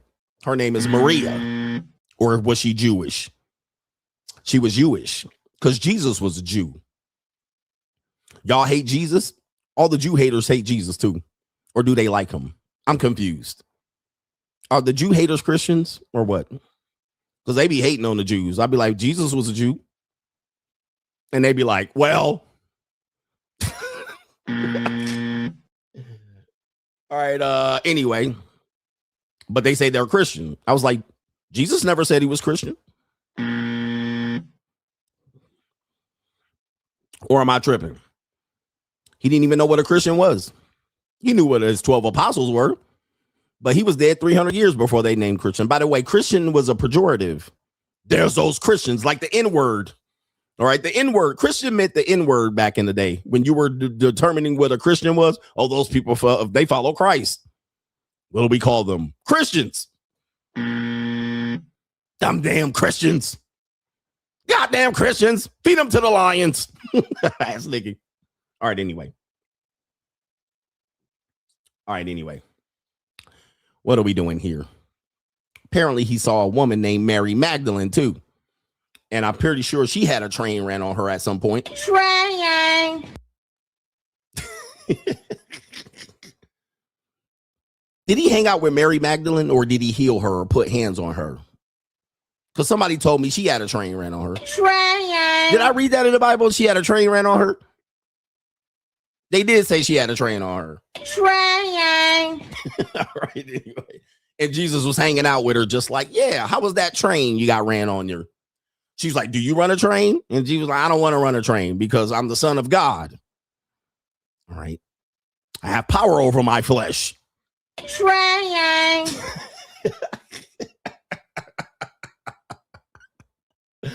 All right. But it sounds like Mary Magdalene was selling a little pussy. Mary Magdalene was like, I got the pussy for the money. If you got the money for the pussy. And then Jesus was like, yeah, but I don't want all that. Let's just talk. Can we talk for a minute? Girl, I want to know your name. Can we talk for a minute? And Mary Magdalene was like, I got the pussy for the money. If you got the money for the pussy. She was like, you got some shekels, Jesus? He was like, nope, I don't need none of that. I got power over my flesh. Skin of my skin, flesh of my flesh, bone of my bone. Ass nigga. All right, these Christians are leaving. Sorry, man. Listen, were the 12 apostles running a train on Mary Magdalene? All right, that's a good question right here. All right, the 12 apostles was like, hey, Mary, I got something for you right here. Train. Come with me. Hail Mary. One crick see. What do we have here now? All right, anyway. Let's stop. All right, man, this is crazy, but we're just having fun. All right, let's get to another young lady that says having age gap relationships are inappropriate. All right, inappropriate. And she's going to use the excuse to why I say they don't like age gap relationships. So here we go right here. Let's play the video. 21 years old. I dated a man who was 26, and I was in college at that time in LA, and he had this like full-blown career in New York. So I think even though it wasn't like a huge age gap on paper, we were very much in like different stages of life. A large part of like my attraction and respect for him was that I really thought he had his shit together in like this exceptional way. Like he worked at a prestigious company, he lived in this luxury apartment. Like overall, he just had this life that I thought was very hard to accomplish. And because of that, I idolized him. And then that affected how positively I saw his character, which then made me overlook things that I shouldn't have. Now that I'm 26, like the age that he was, I realized that I've built up this life that is like just as or even more full than his was. Like I have an incredible career, a beautiful apartment, this like amazing community in New York. And in fact, like nothing he had was so out of reach. But the thing is that when I was 21, I didn't have like a good idea of what was accomplishable in your mid-20s. So this caused me to like kind of keep this man in my life for longer than I should have. What I'm trying to say with all this is that if you're a young woman and you're dating older because you think they are like so successful, I would actually encourage you to see that level of success as like the floor for what you can accomplish at that age instead of putting these men on a pedestal. And I actually think you can accomplish so much in a couple of years, especially in your 20s, but you just don't realize this or like have this perspective. All right. Jesus Christ. All right. The Christians are mad. Why you always talk about the Christians? Why you don't talk about the Muslims? Because Muslims they leave me the fuck alone. They don't bother me. Muslims don't bother me. They don't come knocking on my door, waking me the fuck up on a Sunday or a Saturday. They don't tell me I'm going to hell. They just blow shit up at best. They just collide flying planes in the building when they fed the fuck up. Muslims don't bother motherfuckers. They'd be over there just doing whatever the fuck they want. Just like, don't bother us over here. We'll just fuck shit up over here. Like, they don't come knocking on your door. They don't come over there proselytizing. They're not telling you what to do all the time. They don't govern a greater society over here. They don't consider themselves do-gooders of the world. They don't come over here and commit sins and throw stones. That's why. Why the fuck am I going to go over there and bother Muslims and Jews? They don't bother nobody. They just fight each other and blow themselves up.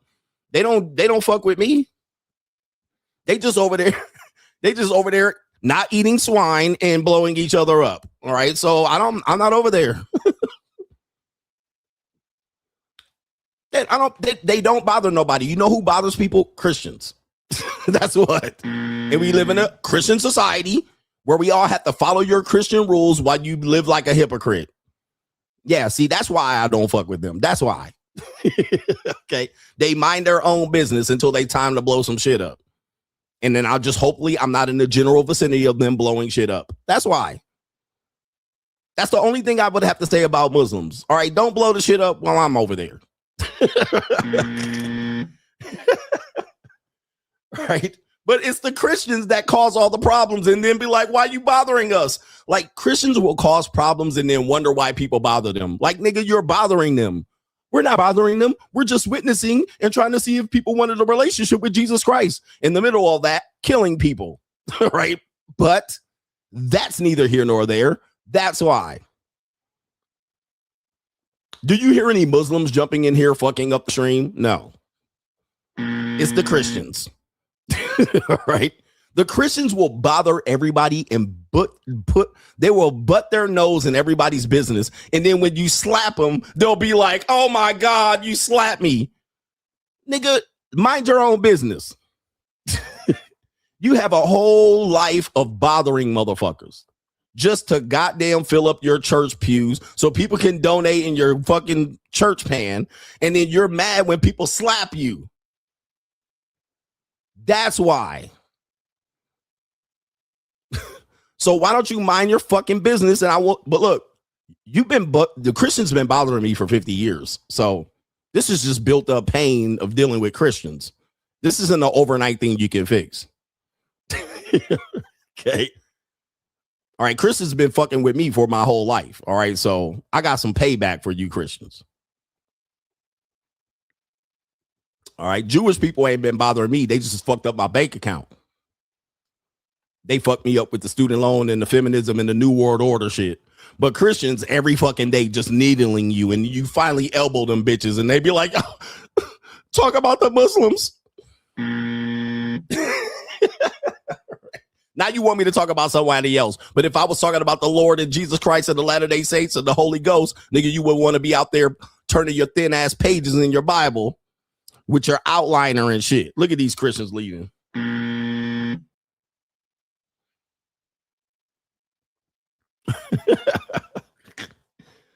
All right, anyway.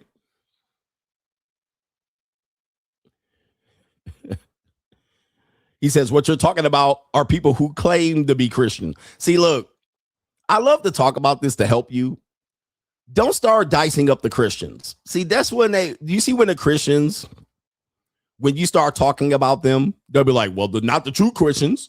Not those Christians. You talking about the fake Christians, the wannabe Christians. You talking about the Protestants, the Catholics, the Presbyterians, the Southern Baptists. They start dicing up the Christians like diced pineapples. Now all of a sudden it's whack-a-mole with the Christians. Now you got to figure out who the Kojics and the Presbyterians are and the Latter-day Saints. And now you got to start dicing them up. But we the good ones over here. No, don't dice them up now. Don't dice that shit up now. Yeah, fuck that. Don't dice it up now. Niggas be dicing up the Christian, not the Eastern Orthodox. No, not the Catholics. See, no. I don't let y'all dice the Christians. All right, y'all all the motherfucking one and the same. Y'all be voting to that dead zombie on the fucking that wooden cross with nails in his fucking feet. Y'all all pray to the same fake God, but that's neither here nor there. Oh, they leaving now. They leaving. Y'all all praying to the zombie ghost.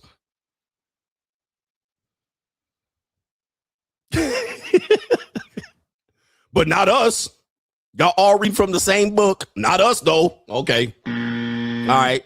Y'all read from the same book. Not us, though. We're different. Same book. That's your book? Are you reading from that book? Well, that's you, nigga. All right. What are you talking about? I'm talking about you. And that's you. All right. Anyway, Jesus. Anyway, Christians, I got smoke for y'all for years. Y'all fucked around with me too much. Paul.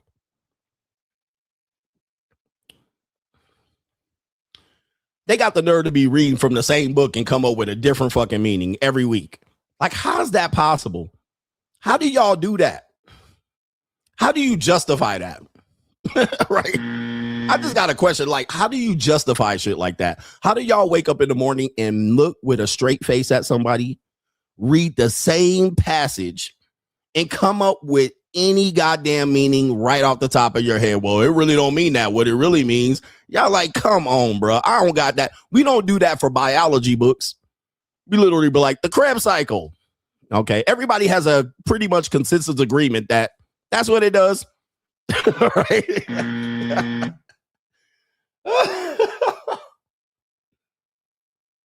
How the hell does that happen, bro? Like, how do y'all happen?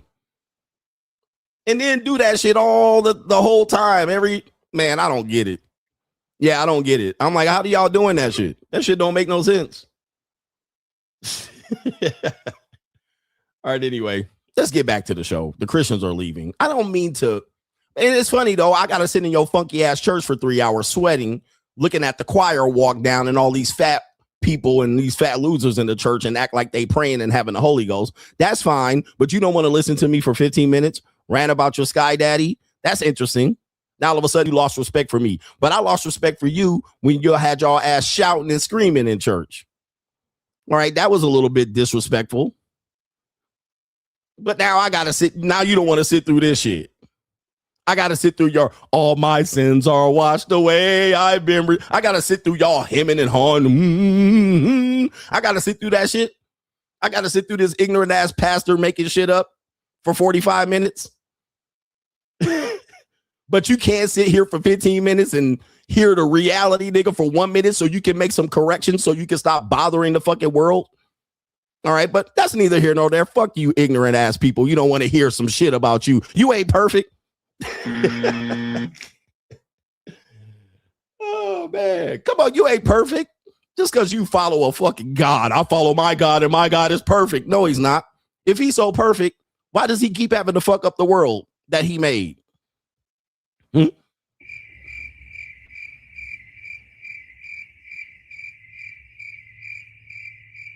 If he's so perfect, why do he have to flood the world that he made?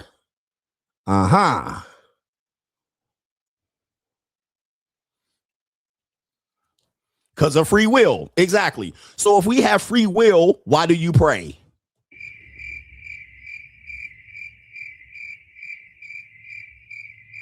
Why pray if people have free will? Why pray if people have free will? I knew you were going to say that. I told you I had smoke for you. Why pray if you have free will? I knew you were going to say that, dumbass. I knew you were going to say that. Why pray? If it doesn't matter what we're going to do and the outcome is already determined or not even determined by based on what people do, why pray for an outcome?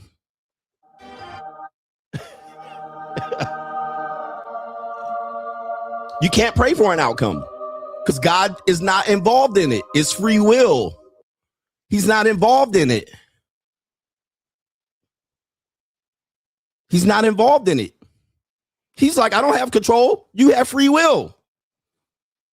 Because if he was involved in it, there would be no free will.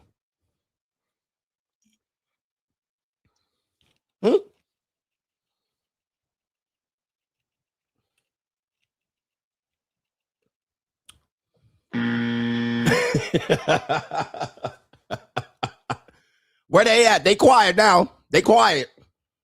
They quiet because they thought they was going to get me with that free will shit. Trust me, I done thought about that shit. Shout out to George Carlin. They leaving now.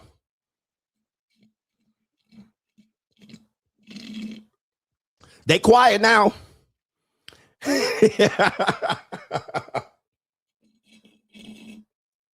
See, they dumbasses didn't have an answer for that fast. But they thought they was going to get me. See, free will. Okay, well, why pray? Why do you pray if there's free will? If God determines no outcome, why pray? Why pray to God to determine an outcome? Oh, what is it? Oh, y'all had time for me. What is it? All right, anyway. I was getting back to this Ling right quick. Let me talk about this Ling. Let's talk about this Ling. And if God really liked black people, why would he put you through the white man taking all your shit every fucking century? I don't get it. All right, people, y'all crazy. All right, but anyway. He said, are you atheist? No, dude, look, I don't have any labels. One thing about the free agent lifestyle that people don't realize is I don't have a label. Whatever label you man-made idiots made up, do not apply it to me. So that's an example of you guys boxing yourself in. Read the free agent lifestyle book. People think this is about women. It's not. It's a philosophy about the guidance of your life. I have no boxes. That's your box. Don't come in here and put me in a box so you can have your own preconceived prejudices to then try to analyze me. I have no box. Now, to answer your question about atheism, that means the non-belief in God. Well, I am God. So that means I do believe in God because I believe in myself. Adams 3:16. So if you really wanted to know, I can't be atheist if I believe in myself. But that's neither here nor there. And that's too above you because that doesn't put me in your box still. So I got a God complex. I believe in myself. I am God. I'm the God of my world. I have much control over myself as God has over this planet. So indeed, I'm a flawed human being, but I can be God like God is flawed. But that doesn't make me an atheist. And I would never crucify my son because I'm not that fucking flawed. God seems to be flawed because he had to kill his own son, which is so crazy to me. But that's neither here nor there. I would never do that to my son. You talk about people sacrificing, making sacrifices to the nanny goat. Well, God sacrificed his son to the nanny goat. Like, that's crazy. I would never kill my son for the benefit of you punk motherfuckers on earth. But if you really wanted to know, I can't be atheist if I believe in CGA. I'm see God Allah in front of you. And I wish you had this perspective too, but you don't. You don't, because you guys are just the uneducated masses. You guys are the human cattle.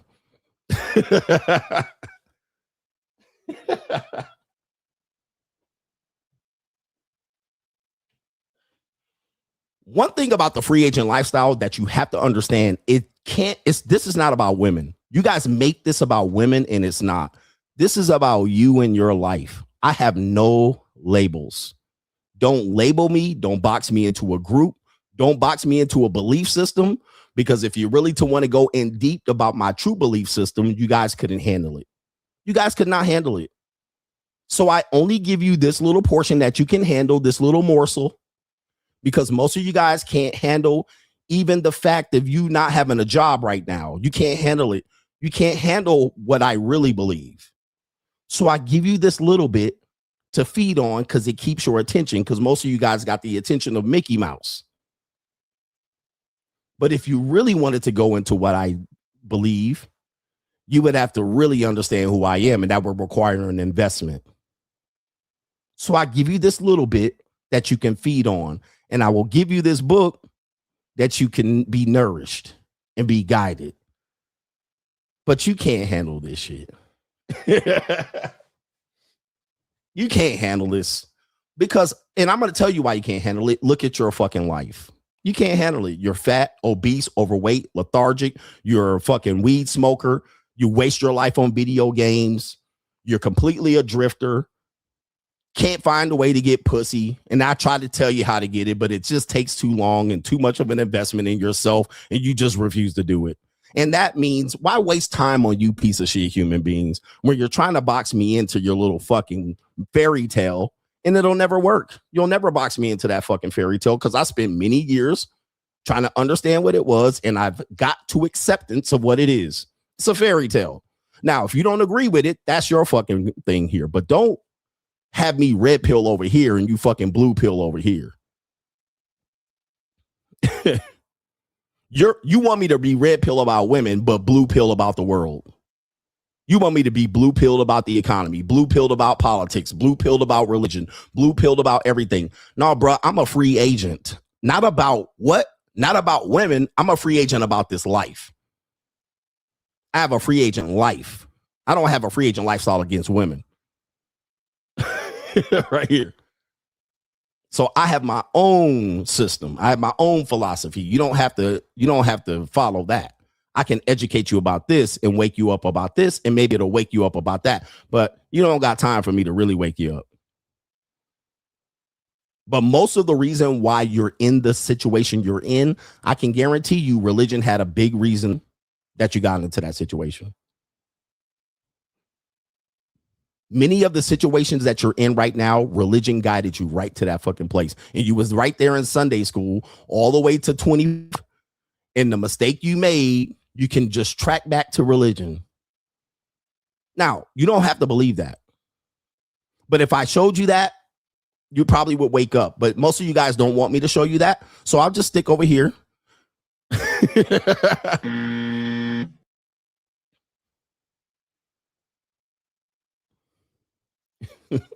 Some of y'all got married under religion. Some of y'all got married for a belief system that religion presented in front of you. Most of our moral system in America was based on religion.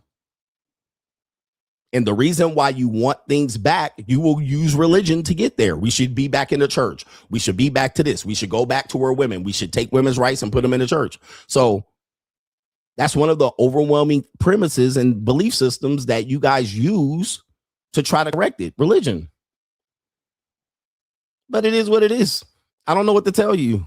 I try to help you to understand, but most of you guys are willing to understand. You really have to let go of everything. I tell you in the book, A Free Agent Lifestyle, before you get into this, you have to let go of everything. Press 1 in the chat if you read the Free Agent Lifestyle book. Okay. Press 1. A lot of your beliefs about masturbation, religion. Your belief about premarital sex, religion. It wasn't your belief. A lot of your beliefs, you guys will quote scriptures about women sleeping around, religion. In the book, Free Agent Lifestyle, I said you have to understand, and this could be the rest of the show, because fuck it. One of the things about life, let me take this banner down. And I'm not trying to get you to change gods. You go to church, you have your belief system, you have your religion. I'm not getting you to change it, but you're not going to change mine. I guarantee you, I'm 50 years old. Nobody's changing my shit, right? Nothing.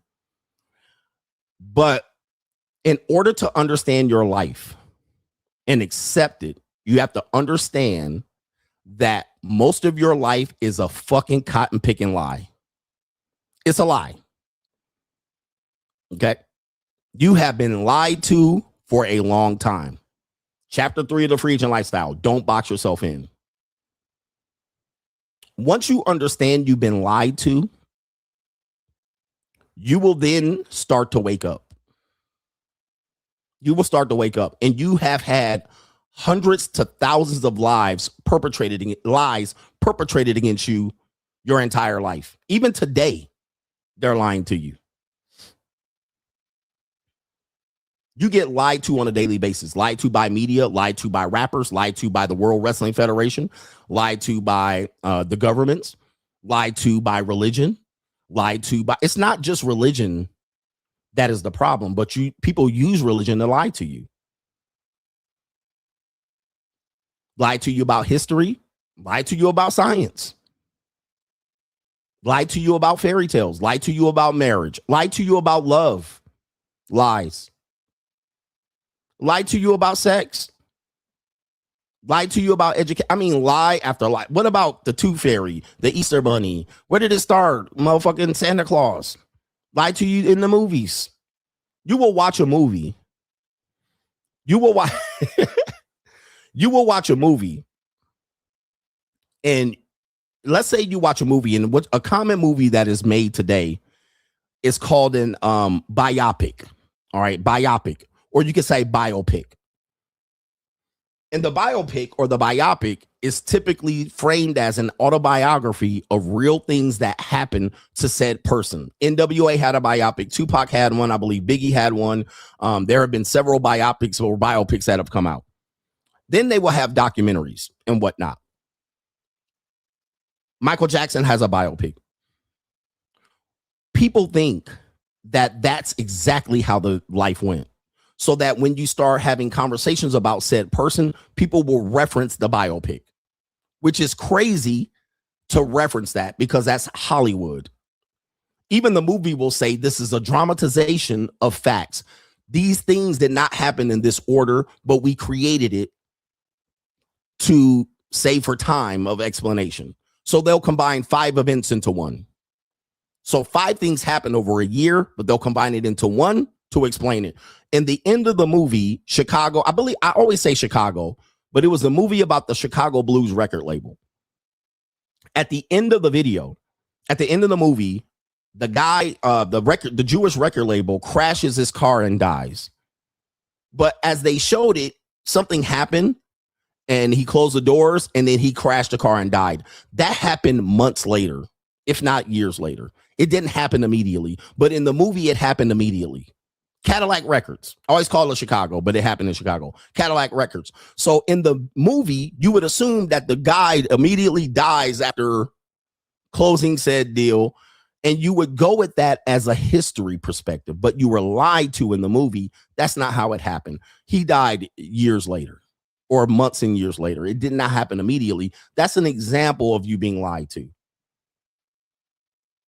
With that, when that happens is when I tell you, you've been lied to so many times that you have to deconstruct everything that you've learned. The re-education of the Negro.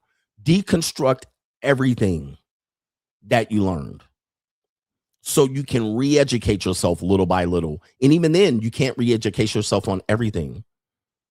Some things you will still not have an understanding of. But yeah, the movie Roots about the slavery thing and Kunta Kinte, it was a lie. He even admitted it was a lie. Now, will people get offended and they say, well, that doesn't understand? Yes, but you get emotional about lies. You get emotional about lies.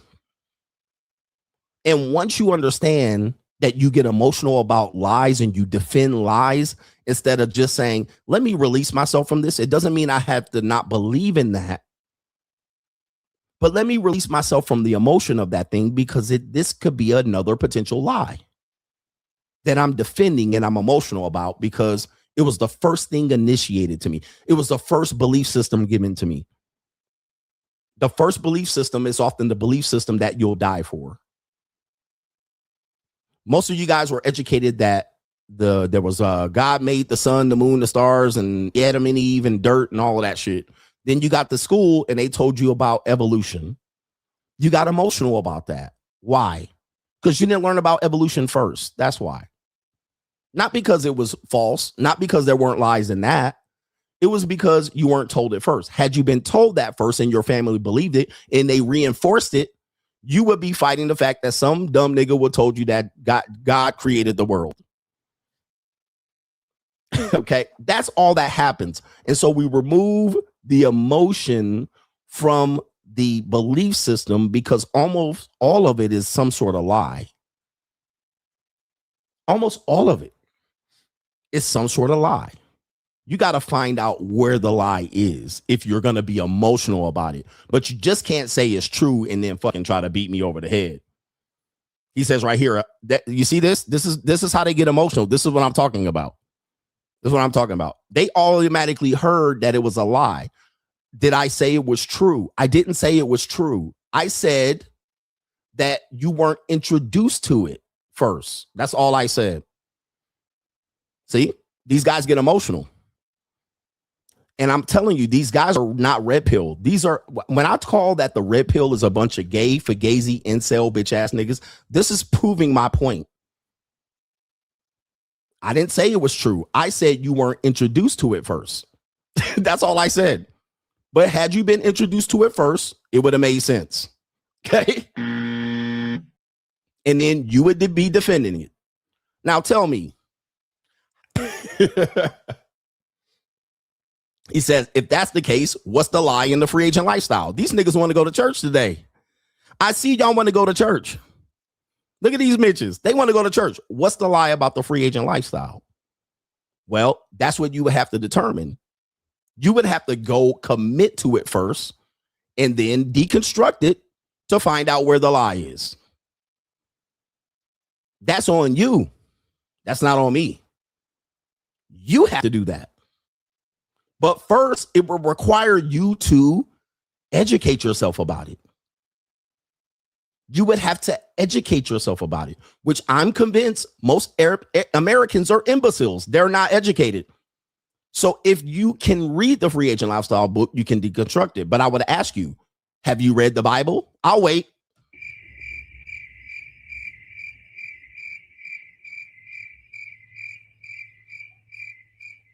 Have you read the Bible? Uh-oh. Oh, no. You haven't. Most people have not read the Bible. You haven't read it. So why are you defending it so vehemently? Now, that's another whole nother question. You believe in it so much, and not many people have read it front to back, cover to cover at all.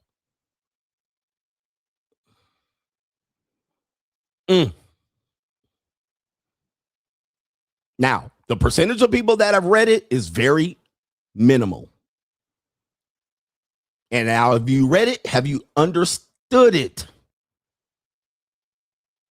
Most people that would defend it, I can guarantee you have not read it. With that being said, again, educate yourself. The free agent lifestyle allows you to become up with your own belief system. But what I do is free you from your belief system. That's all I do. All right. I don't give you a belief system. I free you from belief systems. Most of the belief systems I free you from is the very reason why you're listening to me today. I'm going to say this again. I'm not here to give you a belief system. I'm here to free you of a belief system, because most of the belief systems that most of the issues you have in your life came from the belief systems that you have. It pushed you right down the path of the destructive life that you have that is causing you the problems. So all I do is just free you of it. Here, free you of it. Free yourselves of the labels. Free yourself of these things. Oh, there's 7 races. The Caucasoid, the Mongoloid, the Negroid. Who cares? Okay. I'm not fighting over that. I'm not going to live and die over that. Y'all can kill each other over that, but I won't. I'm not going to distract my life from that, because I realize that my life has a bigger purpose. But you guys can kill each other over it. Right? See what I'm saying? That's an example of what you guys are distracted by. Napoleon Hill wrote this, and I'll give you another free book that you can get here right here on the internet. It's called Outwitting the Devil. Most of the things you fight about aren't even real. Let me say this. You guys will fight with people in the comment section and don't even know who the person is. You'll argue with them, fight them, have no personal relationship with them, no understanding. It's just a comment. Comments can be bots. They could be an actual troll. They could be a real person.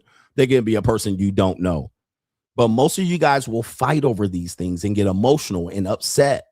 This proves that you're deaf, dumb, and blind. Whereas I say, I don't even read my comments. Well, coach, man, you should read your comments. These are the people who support you. There's some trolls in there. There's some bots in there. There are people there to distract me. This is not my comment section. It's your comment section. Do as you wish. Every now and then I'll check up on you. You have free will.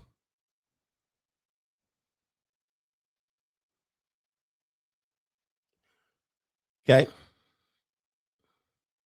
So when that being said here, my job is to free you of the pain that you've had in life and to try to point you where that pain came from. Then you guys will fall under the guise of some sort of red pill community. And I say there is no red pill. The red pill is dead. Why? Because one day you're red pill and then one day you a deaf, ignorant nigga, like overnight. So you'll fight for me about some pro-black stuff. And I'm like, you haven't read the book. I really don't care about pro-blackism. I don't care about black people. Now, you can say I'm black, but that don't mean that I believe I am. That don't mean shit to me. Somebody else can say I'm black. That doesn't mean anything to me. Somebody could call me an NIGGER. That's meaningless to me. Meaningless. Because it doesn't determine anything that I'm doing. The only time it would make a meaning to me is if my supervisor, my manager, a CEO of my company said it directly to me. Now I got a problem. I got a lawsuit. Okay. Now I got a lawsuit. But some dumb, ignorant person saying it is meaningless because it doesn't determine the path that I'm going. My path can grow outside of that meaning. Right? My path is bigger than that meaning. That meaning that doesn't stop me.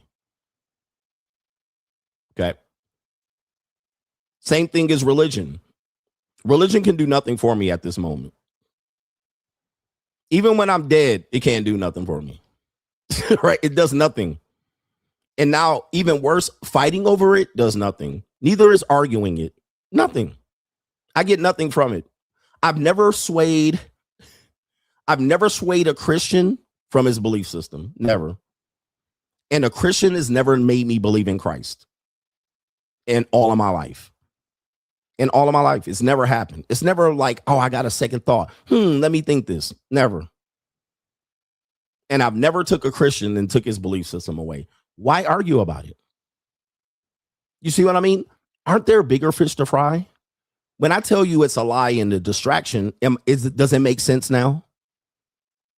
Does it make sense that you're listening to this show and now we spent, 30 minutes talking about it, proving that it's a lie and a distraction, but you will tell me it's true. These are pointless things. These are pointless. They're a waste of time. They're all distractions. They mean nothing to the overall value of your life, whether you believe it or not. Because at the end of the day, I'm going to tell you the two things that matter more than anything in the world. He says, I didn't prove anything. That was my point. I wasn't trying to prove anything. I've already proven it. I wrote a book, The Free Agent Lifestyle. The proof is you're watching me. I already won, but I'm not watching you. I'm not going to your church. I won already. I don't have to prove anything. I don't have to win a debate. I already won. You're watching me and you watch me consistently. You got my book. You read my book. I don't have to prove anything. Now watch this. This is why I can't help men, because they're all worthless helping. Most of them are worthless. There's only talented 10, 15%. Watch this. There's two things that matter.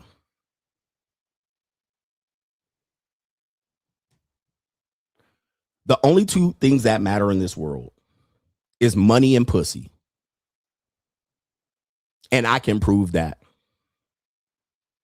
That's the only two things that matter in this world. Money and pussy. Dick don't matter. Your little dinglings don't matter out here. You know why? They send your ass to war and kill your ass. And none of you people produce kids and they don't give a fuck.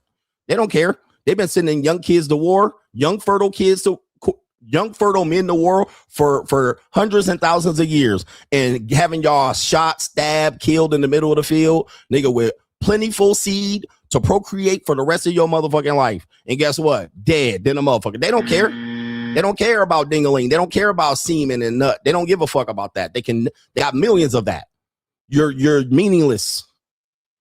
All they want for you is to move shit around and tear shit up. That's all they want. Use your utility of your energy and your strength. Other than that, you can die. You can die and stay dead. 60% of men are out here not having sex and then dropped out of the marriage marketplace. They like, oh, well, fuck it. Who cares? Who cares about them? Now, 60% of the women drop out. It's a whole different conversation. So pussy matters way more than ding-a-ling. That's why pussy sells when cotton and corn won't and ding-a-ling don't. That's why y'all can't sell ding-a-ling. Most of y'all can't sell ding-a-ling unless y'all Jamaicans and shit. You can't sell it. Can't sell it. So Punani, they actually don't throw women in prison because it would ruin generations of women and kids. Their whole lineage will be thrown away. That's why women get less jail time than men typically historically. All right, because they're like, we can't throw granny in there. She's never going to be a grandma. She's never going to take care of kids. Who's going to raise kids? Women and vagina matter. Vagina matters, bro. Okay, ding-a-ling and sperm don't. Now, money. You can clearly see any financial system, any bartering trading system has centered around this, the economics, inflation, money. That's what guides you. That's what changes your life. That determines your class, determines your education level, what you have access to, how you can educate yourself, and all of that.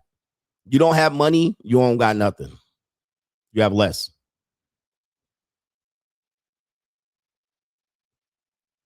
Now, watch this. If you remove money and vagina from the world would literally stop in its tracks in 50 years. It would be over. We'd kill each other. Nobody would be birthed. The human race will be declined real quick. Quick.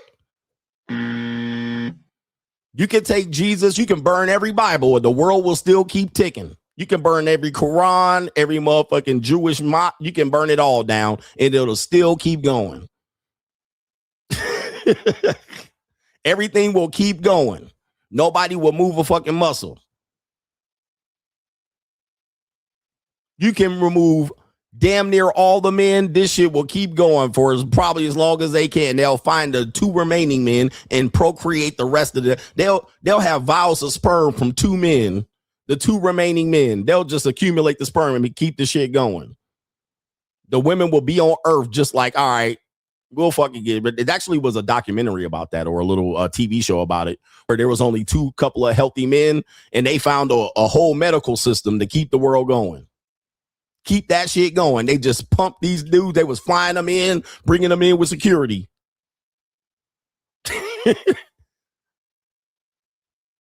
There was 9 men left. They found 1 man and they was like, where did you come from? It was like one of those movies or videos where you teleport in from another space-time continuum.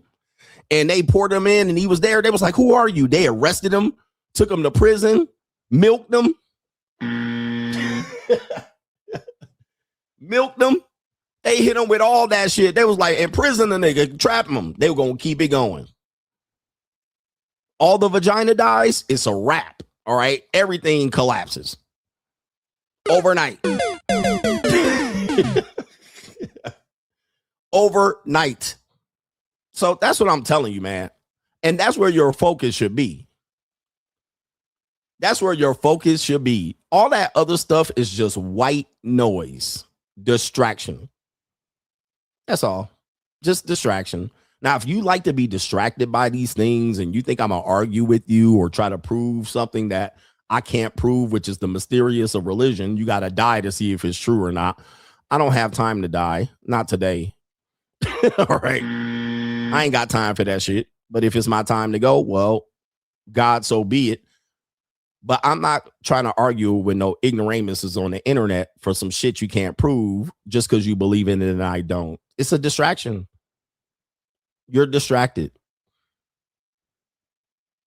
You see what I mean? Am I proving that you're distracted? You'll never convert anybody. You're angry and emotional about a fantasy.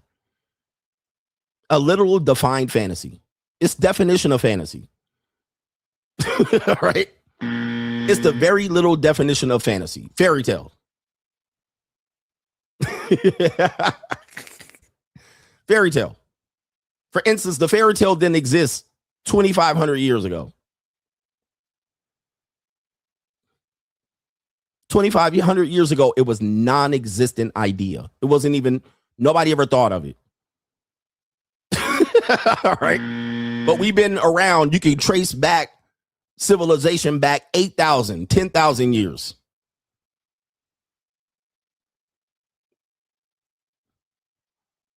You're distracted. And distractions mean that you're not going to have the life that you want, but you're not going to know why. I just told you why. That's my purpose. I told you why.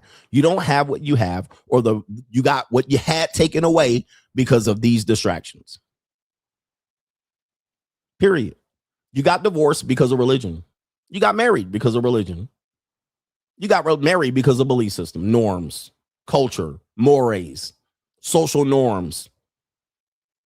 And guess what? Your solution to fix things always trace back to religion, mores, social norms, cultural beliefs.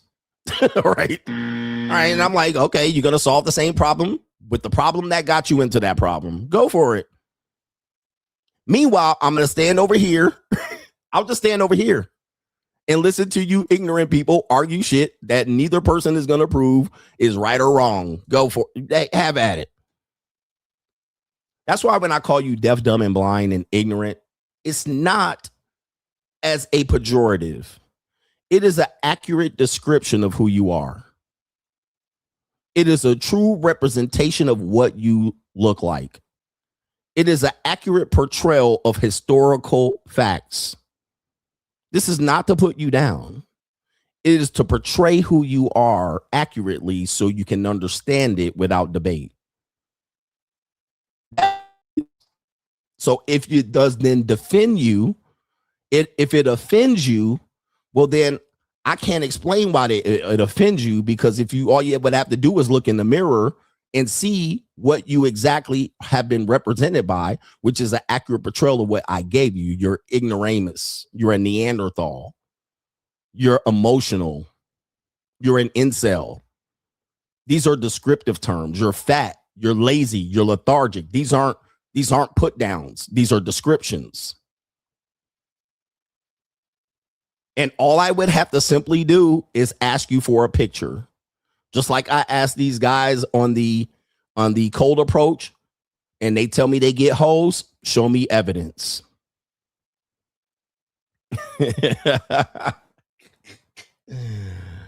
All right. Anyway, yeah. When I call you broke, I can prove that. Show me your bank accounts to disprove it. Well, you don't. Okay, so yes, you're broke. These are just descriptive terms. And sometimes, you have to have people be real with you. And nonetheless, you believe in my belief system over here, but then when you go over here, you don't believe in it. And that's weird to me, because what tends to happen is you tend to want to cherry pick of a person that's supposedly intelligent and understanding of things, but now I have a bad understanding of your fairy tale. I don't understand how I can argue a fairy tale. Like, why would you argue a fairy tale? Why would you get me to that doesn't have a belief system in it? Why would you put the onus on me to prove that it's real or fake? That would be your onus. You would have to prove that it's real, not me. You understand what I'm saying? Why would you make me disprove or prove a fairy tale? A belief system that requires you to die to see if it's true. Why do you then put the investment on me to disprove it? That your job is to prove it. Your job would be to prove the fairy tale. If I say that's a fairy tale, there's no evidence of this, you have to prove it. I don't have to prove it's real or fake, but I can't part the clouds. You can't bring God here as the third man. You can't bring Jesus Christ here to give you a nod. You can't affirm it. You can't do it. So with that being said, that then makes it a fairy tale. Or just a belief system. That's just a belief system. I'll give you that. That's just your belief system. But it's not true. It's certainly not true. Can we agree to that? It's not true. You just have a belief system. Okay, cool. But it's not true, right? Well, I don't know. Okay, that's the good answer. You don't know. But here's what I'll ask you. Are you willing to die right now for it? Are you willing to die right now to prove it's true?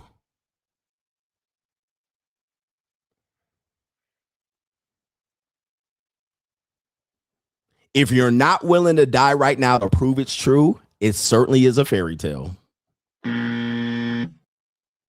Okay, line up. Line up right now. And I'm going to send your ass to the upper room. And guess what? When your motherfucking soul leaves your body and it goes to hell, that's going to be on you. All right, I'm going to tell you this right now. Look. All right, and I'm going to tell you the last thing that's going to happen here. All you're going to see is maggots eating your funky ass flesh. That's the last thing you're going to see. Anyway, if you ain't willing to die over a death system, well, I don't know what to tell you.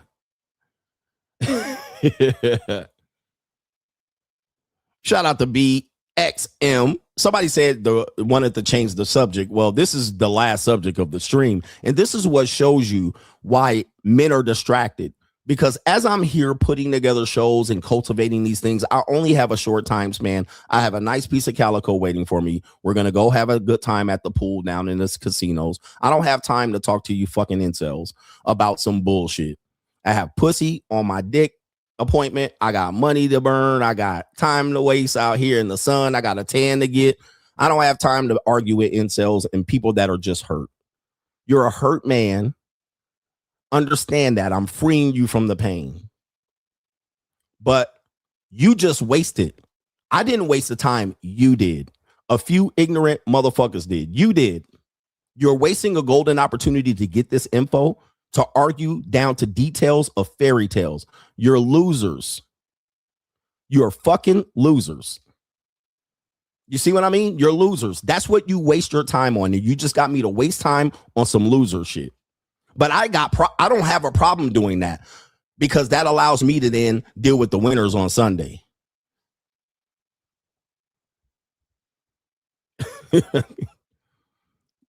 And that's why the men in this world are pathetic. You motherfuckers won't even die for your own belief system, but you out here talking that shit. You guys are red pill about women, but blue pill about the world. And then you won't even get my book to read, but you want to read. You ain't even read the Bible and you will fight over me with that bullshit. I don't have time for you people. I've been here, done that. I've proven myself over and over again. I got this shit figured out. I am it. He is him and I am he. Nigga, that's where we at. But most of you men will just be constituted. Let me just say this. Most of you men will never be fucking remembered. Not even by your own family. Most of you guys will never fucking be remembered. And I want you to remember that. I want you to remember that I said that about you. And then I want you to prove me wrong. Most of you guys will be summed up as a bunch of cells, a clump of cells that accomplish nothing. Your biggest accomplishment was your pursuit for the egg in your mama's vagina. You will accomplish nothing other than that. And I want that to hurt you so you can prove me wrong. But it's the truth. And that's why you're hurt. That's why you're emotional. That's why you fight for shit that don't matter. That's why you're distracted. Because those are the only things that matter to you. You don't even matter to yourself. So you have to have somebody else matter more than you. And then fight over that. With no control over it at all. You can't control the Jews. You can't control the war in Palestine. You can't control religion. You can't control my belief system. You certainly can't control what women do. You certainly can't barely control what men do. But you think you can, but you don't, because you'll never be anything. You'll never accomplish anything in this life. And nobody will ever remember your motherfucking ass past when your motherfucking dies. All right. That's the last person that will ever remember you and care about you. When your mama dies, your memory is gone. You have made no impact on the world. You have created no philosophy. You have done nothing. You have changed nobody's life. You have never made any, you've never done any goddamn thing. And I want you to feel that and look at it and go, can I change that? What can I do about that? You have made no impact on the world, yet people will tell you to not make an impact on the world. Don't show off. Don't post yourself on social media. Don't post your wins because you'll make everybody else feel bad. Fuck you. Feel bad about your motherfucking pathetic ass life. But you ain't going to make me out here join your pathetic ass life by out here trying to hide my wins. But you remember that and see if you can change anything about it. That's your goal. Not if you can prove Christ actually existed. Because that's meaningless. It's meaningless to you and it's meaningless to me. That won't change any goddamn thing. More people have died over Christ than have actually fucking probably went to heaven. All right, but that's neither here nor there. All right, because all have sinned, right? Yeah, most of y'all niggas die unexpectedly, right? So y'all went right to motherfucking hell and never repented. But most people got their heads fucking chopped off related to that shit. There's been a lot of people out here that got their land stolen in the name of that shit, manifest destiny. There's a lot of people who lost their fucking lives and their whole sense of reality, Native Americans and niggas, right? So I don't want to hear shit. None of that shit is impressive to me. But what I ain't gonna do is argue no fairy tale. What I'm not going to do is waste time on idiots, but I'll waste your time. This is your time. It ain't mine.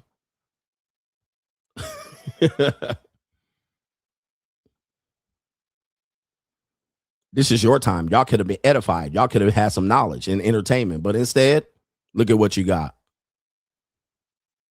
Look at what you got. He says, I got deep hate for religion. I don't. It doesn't exist. I don't have hate for religion. I have hate for religious people because they're idiots.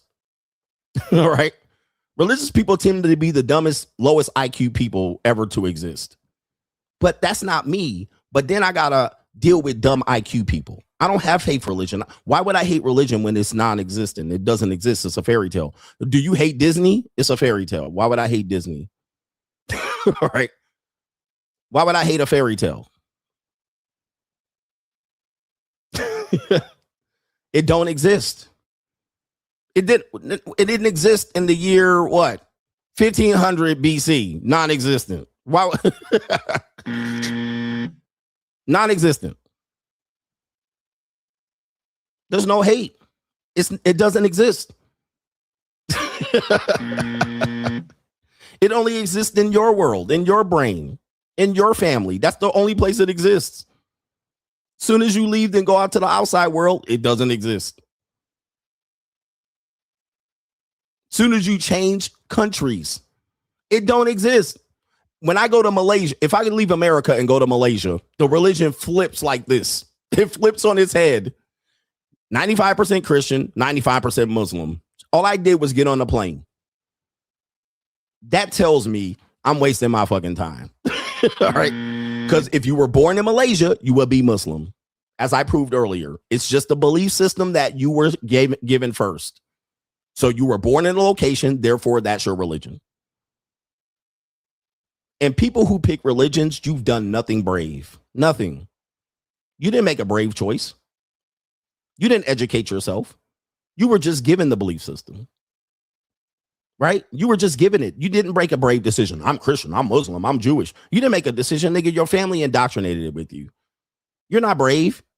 It proves that you're pretty much a lemming. That's all it proves. You're a lemming. You just listen to other people. That's all it proves. It doesn't prove that you made a brave choice and educated yourself and was like, let me choose the right one. No, you just literally were born in a certain location. Your family was in a certain region, and that's your belief system. That's it. All right, that's all. You were born in this country. That's all. That's what your religion is.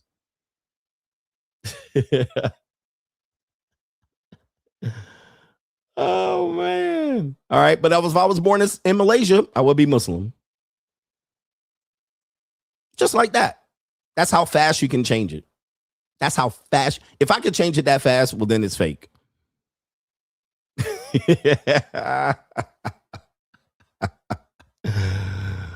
Ooh wee. Ooh wee.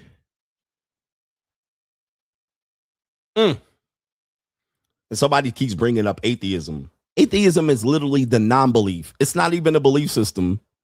There's no church of the atheist, right? There's no organization of atheists. So you're literally non-believing. There's no belief system around atheism. But again, like I said, I can't claim that because I don't even know another atheist, to be honest with you, to even organize a campaign to have a conversation about it. So it ain't like atheists get together and be like, let's not believe today. All right. What do we not believe today? Let's get together to talk about what we don't believe. Nobody does that. So it's not a belief system. You literally not believe.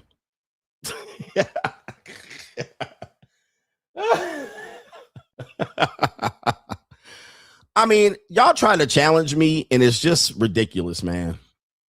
By the way, I used to talk like this. I've been talking like this for better part of 25 to 30 years. Just so you guys know. This isn't a new belief system. This isn't something I just came. I've been believing this for like 30 years. Same thing with the women in marriage and relationships. Even though I got married, I knew what time it was. So it wasn't like I learned on the opposite side. I knew what I was going into. I knew what time it was.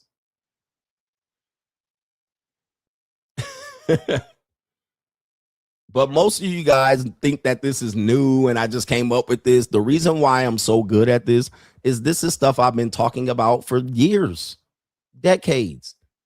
I was the weird guy that didn't believe in marriage like in 1997. People were like, man, you're strange.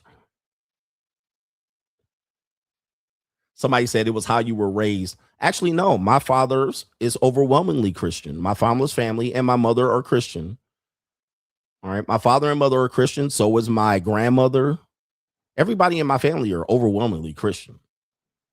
All right. They believe in God. They believe in hellfire and brimstone on my father's side. So they're Kojic. My father's side is Kojic, Church of God in Christ. My father is a gospel singer. He recorded gospel albums. My father was a pianist in church. He played the piano. And he was hired around the city to come play the piano in church. That's how I sat in church all the time. Because when I was with my father, I would go take all of his equipment to the church and sit in all these churches and see all of this bullshit. Right? I would go from church to church to church and see all of these fucking idiots doing this shit. And I'm like, God damn. All right, look at this shit. I didn't just go to one church. I went to dozens and dozens of church. Every fucking weekend, it was a new church watching these idiots. And I'm like, look at this shit, bro. I'm a young man, 8, 9, 10, 11, 12, 15. I'm looking at this shit like, bro, here's another fucking. All right. So I seen it. I seen enough. Well, you should go to our church. I've been to like 50, 11 churches already in my life. I've seen enough. Trust me, I've seen the goddamn enough. Right? Seen enough of this shit. I've seen enough. All right. I don't need to see another motherfucking church session in my life. Then my mother was Christian. And, she forced me to go to church. Forced me by force. Put your slippery shoes on. Go to Sunday school. Damn. Then I was like, okay. All right. Yeah. Then at 16, she was like, you choose. You can go to church or not. I was like, I ain't never going to church ever again in my life. Ever again. Don't worry about me, mama. I ain't never going to church ever again. Not one fucking time. Only for funerals and weddings. That's it. Not even Easter. Right. On that day when I was 16, because she got tired of waking me up.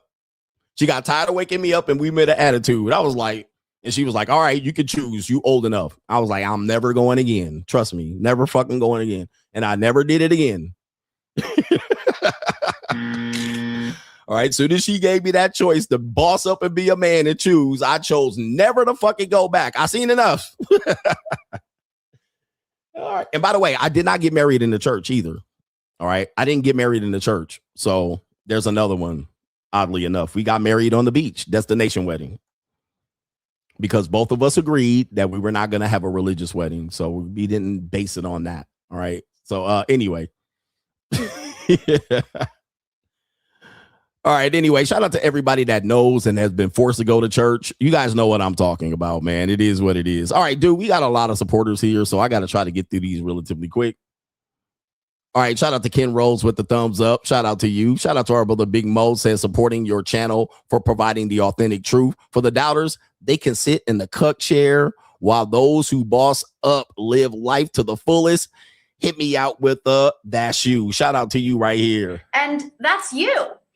All right, shout out to you. All right, here we go right here. Somebody said we need a new belief system. Man, that's false. That's false. I mean, we do need a new belief system to enslave the losers. So I agree with that. Okay. If you think like the best way to keep people enslaved is a belief system, that's what gets to them to comply. You guys got to read the book by Machiavelli, The Prince. Is that the righteous people are the people who believe in the system. The people who are the beneficials of the system are the people who give you the belief system, and they do as they wish. They can kill, murder, maim, rape over here, but as long as they appear holier and give you the belief system, they win. Meanwhile, you're the slaves. You're the one under the belief system, and they get to control you by doing these things and giving you punishments and rules over rules and guidelines they don't even follow. They don't even follow it. That's too much, man. Yeah, this is too much. This is way too much for you guys to handle. Right? Way too much for you to handle. All right. So anyway, most of y'all ain't ready. Most of y'all are not ready. You're not studied. You guys just are giving me a belief system that I've heard 100 times and have never seen any proof. Show me some proof, nigga. Otherwise, this is just a waste of time. Show me something. I'm a show me person. Shout out to no government ain't religion. It's just sport and elitism for the mentally ill. They'll argue and go to war for Sky Daddy that they can't prove exists to anyone who's a non-believer of their delusion. See God Allah, he says, what would you do? He says, what would you be? What would be your 60-second message to the world if anyone worldwide listened to it? All right. Adams 3:16. Okay. Get control of your own life. Get control of your own life. The life is one down here, not up there, not in the clouds. You win down here. Win life down here.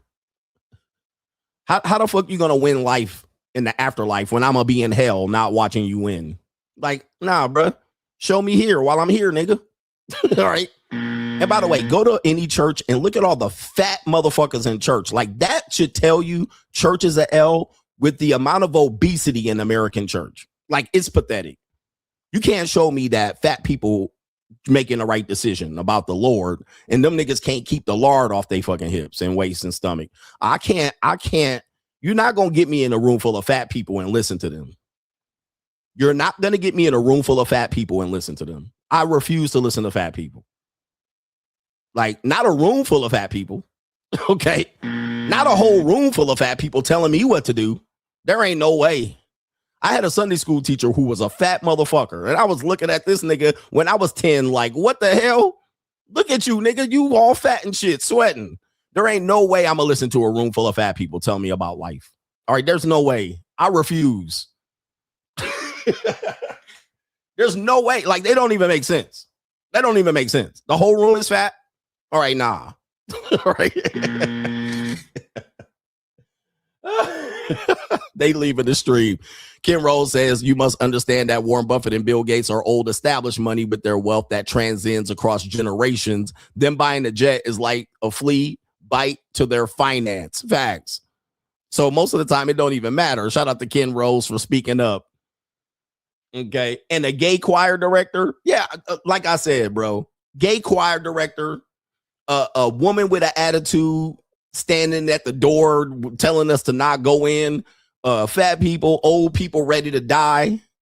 A pastor fucking his whole parishioners, and I'm supposed to sit there and take this shit seriously? Not I. Shout out to Johnny Vegas, says, I love you with the love of the Lord, but you greatly misunderstand Christianity. No, I don't. I understand it, nigga. He says, I blame the black. I understand it, bro. There's nothing I don't understand. I got it. There's nothing new you about to tell me, bro. Trust me. I've been in a lot of churches. I've read a lot of Bibles and been in Bible study and choir study. I was in plays in church. I figured it. I got it. He says, the Lord will not be mocked. Yes, he will. Now on my show, I'll mock the Lord. All right. I'll do a whole bunch of goddams and motherfuckings and Jesus Christ is in here. All right. Because he ain't going to do nothing about it right now. Hey, Lord, end the show. He didn't end it. I'm still here. All right. And he says, now you will now will you be condemned to the eternity of orgies with demon whores and unlimited JUCOs. Take that. Shout out to you. All right. Anyway, shout out to Johnny Vegas. Shout out to you for donating.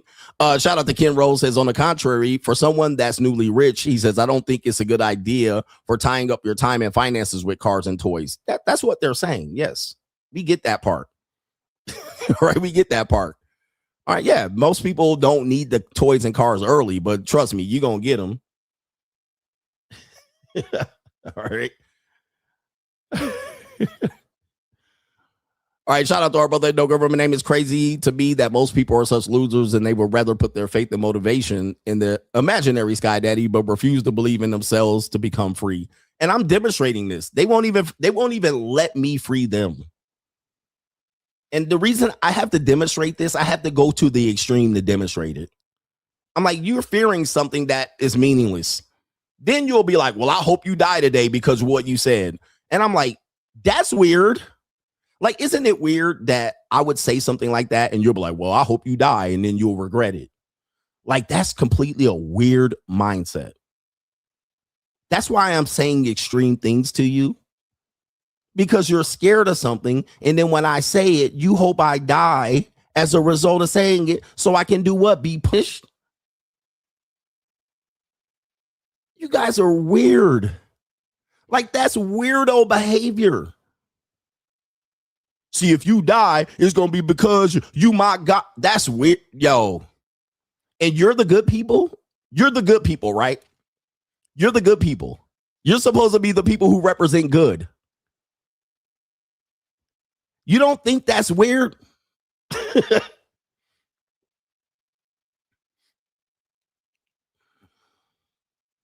He says, I love you, CGA, but the Epstein's files, I'm surprised you still haven't figured out Satanism runs the world.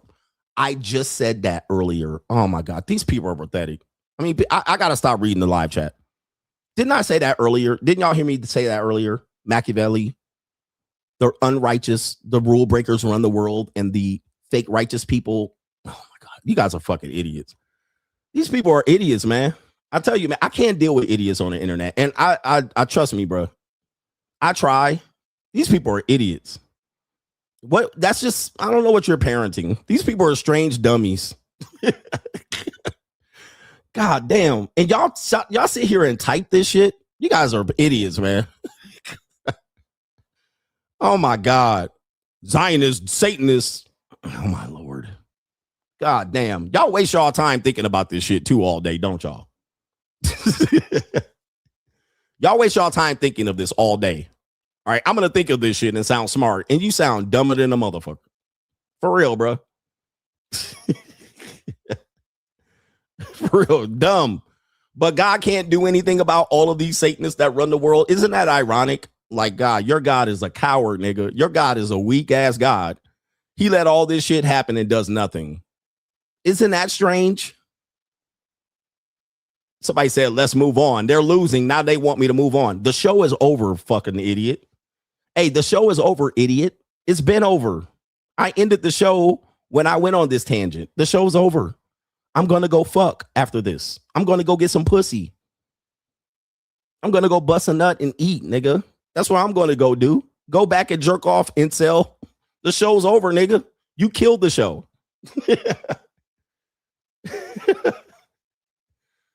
You can leave now. I'm reading donations, and I'm reading donations with a woman standing at my door half naked so I can go here and go fuck.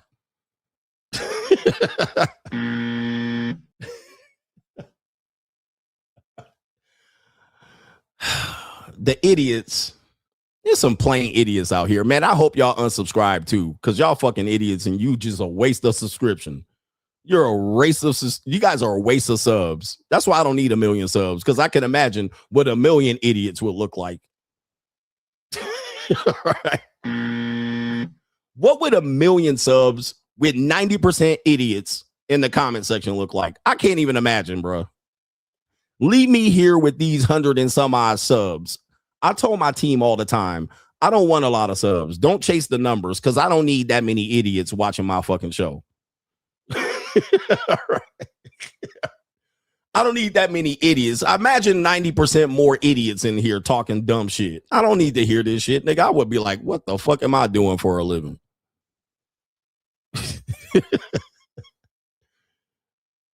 There would be too much dumbasses. All right, the dumbasses that I got on my show is just too much. All right, I don't need like 5,000 viewers with 4,000 idiots in here. But these idiots here, just here typing. All right, golly. That's why I stay by myself, bro. There's too many goddamn losers out here in this space. 85% deaf, dumb, and blind. They prove it every goddamn day. Oh my Lord. And you men ain't no saving you bitch ass niggas. This is crazy. Crazy. Look, it's getting too emotional. Look at these idiots, bro. Oh man, they out here wilding. And I can't believe these niggas can even log into the computer, much less. All right, shout out to our brother here. Sean John says they are listening with emotional ears. Yep, that's all. Like I proved it. They're just listening with emotional ears. Fighting nothing. Fighting nothing. They fight nothing. They've convinced nobody of any religion in their whole life. All right, shout out to our brother Paul says for your time. Shout out to you. Demetrius says lighting these YouTube treats up with enlightening info. Shout out to you. They never turned anybody over to Christ. No, not one time. They never stopped the person from going to hell ever. You will answer for these words one day. There you go. There go the Christians. There goes the ecclesiastical Christians. I'll answer for these words one day. You'll see. You'll go to hell. All right. But these are the good guys. These are the good guys. Now, did I tell you you were going to die? Did I tell you you going to die one day and I will be happy? I've never said any of these weird things that Christians say. You'll find out. And you're going to die and be in eternal flames. Like, these people are weird. These are the good people, y'all. Remember, these are the good guys. I always want to show the Christians the mirror. You're the good people. You're the people we should go to church and see. All right. Oh, okay. Oh, wow. Interesting. I'll answer for these words. Well, I tell you why I oughta. This is just damn, man. I tell you, man. These are the people that you should listen to, but look at what happens when you don't listen to them. They just here condemn you.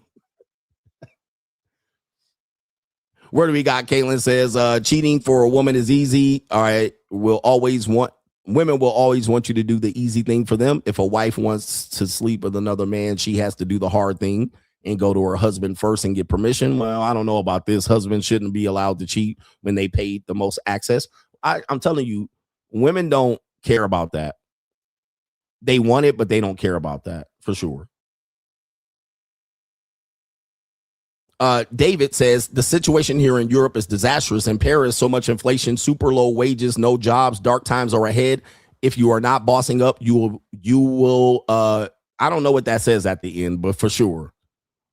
All right. And in Europe, you guys have no benefit of capitalism, so you're screwed.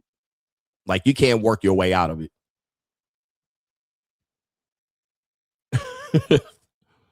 And shout out to BXM says, love the religious rants. Appreciate you opening our eyes every day. Let me get that city boy for the foul ish I did to my JUCO this weekend. Shout out to you, brother. We ain't here winning. Shout out to the city boys.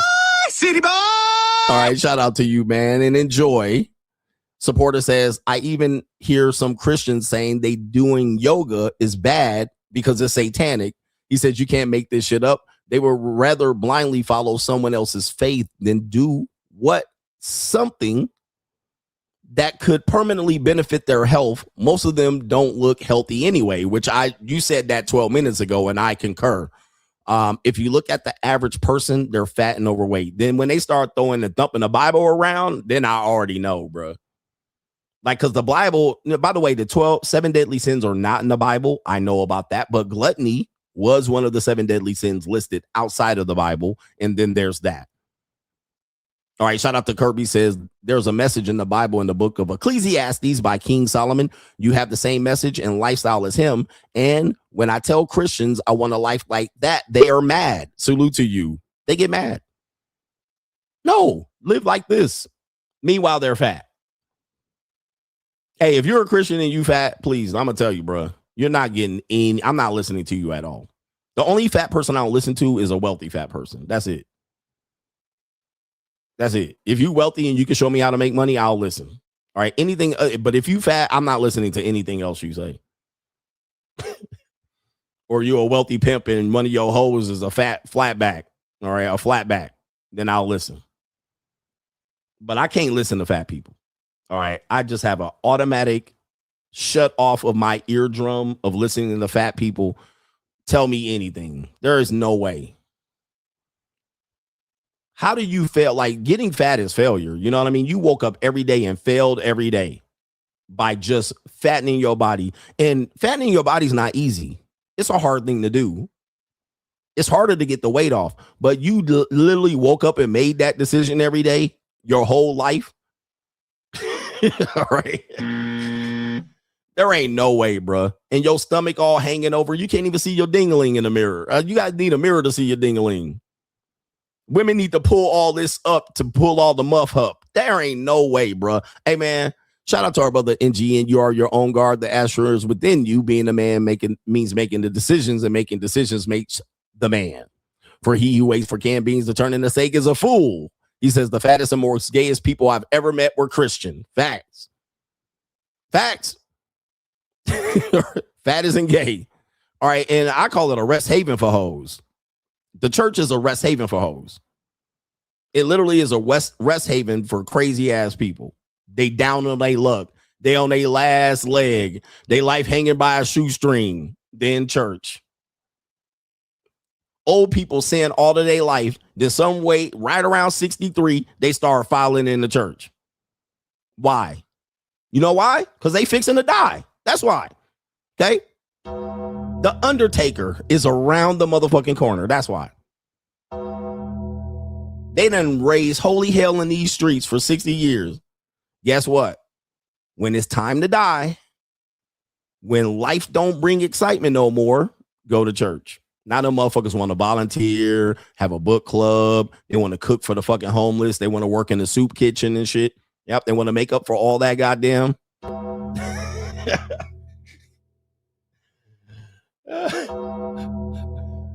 And they know motherfucking, hey, shit, I better get serious about this motherfucking life. All right, I better repent. All right, because any day I wake up, they be waking up at 3 a.m, make sure they ain't dead. All right, when you 70 and 80, you just get up at 3 a.m. You be like, oh. All right, 3 a.m, look like the sun coming up. Let me have a coffee real quick. They be on the porch having a coffee and shit.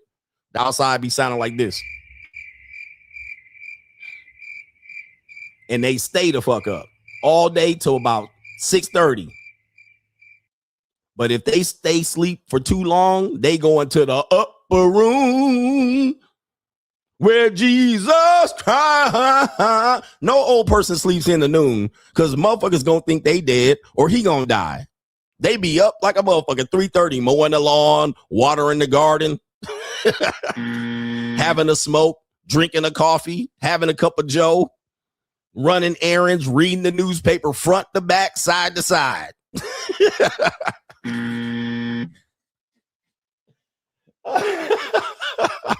Cause if you sleep, you dead. You going to the Undertaker, nigga.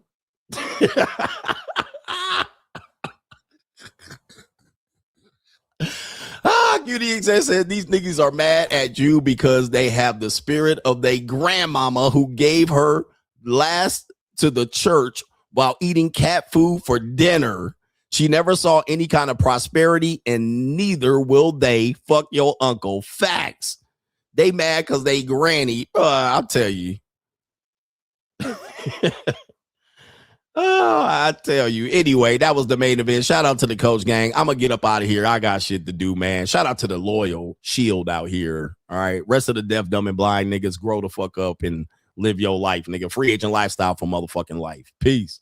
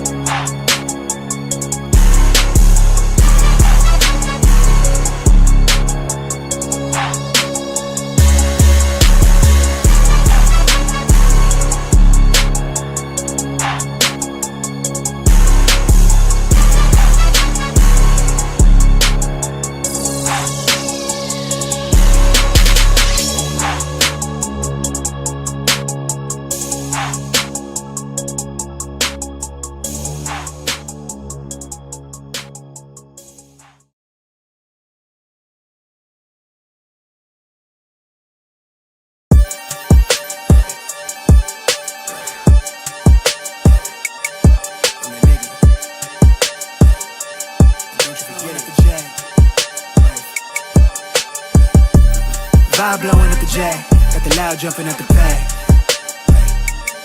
Everything I'm on slack. Everything I do is got the bands jumping at the bag. Vibe blowing at my J, got the loud jumping at the bag. Everything I'm on slack. Everything I do is got the bands jumping at the bag. Another milestone, look at that. Paper boy, got my paper route till I'm 6 down on my back. I'm an old soul like my dad. My old girl still a fan. Yo girl at the live show, so don't act like I ain't the man. I'm kicking my feet up, get frank like Aretha. I'm calm, but I'm teed up, just flip me a stack. The re-up just doubled up off of the muscle, I stuck to the task. They see me, I'm troubled, I'm bubbling up till it's stuck, and they want me to stay where I'm at. I'm good everywhere that I'm stepping, my presence is crucial. You know that this shit not on trend. On a big wave, I'm controlling the tide. Snake eyes when you rolling the dice. So with the stakes inside, I can never take another nigga advice. They can't reach the sky, I'm aiming up high. Just wanna know what it's like. Y'all know what it's like, I come from outside of this.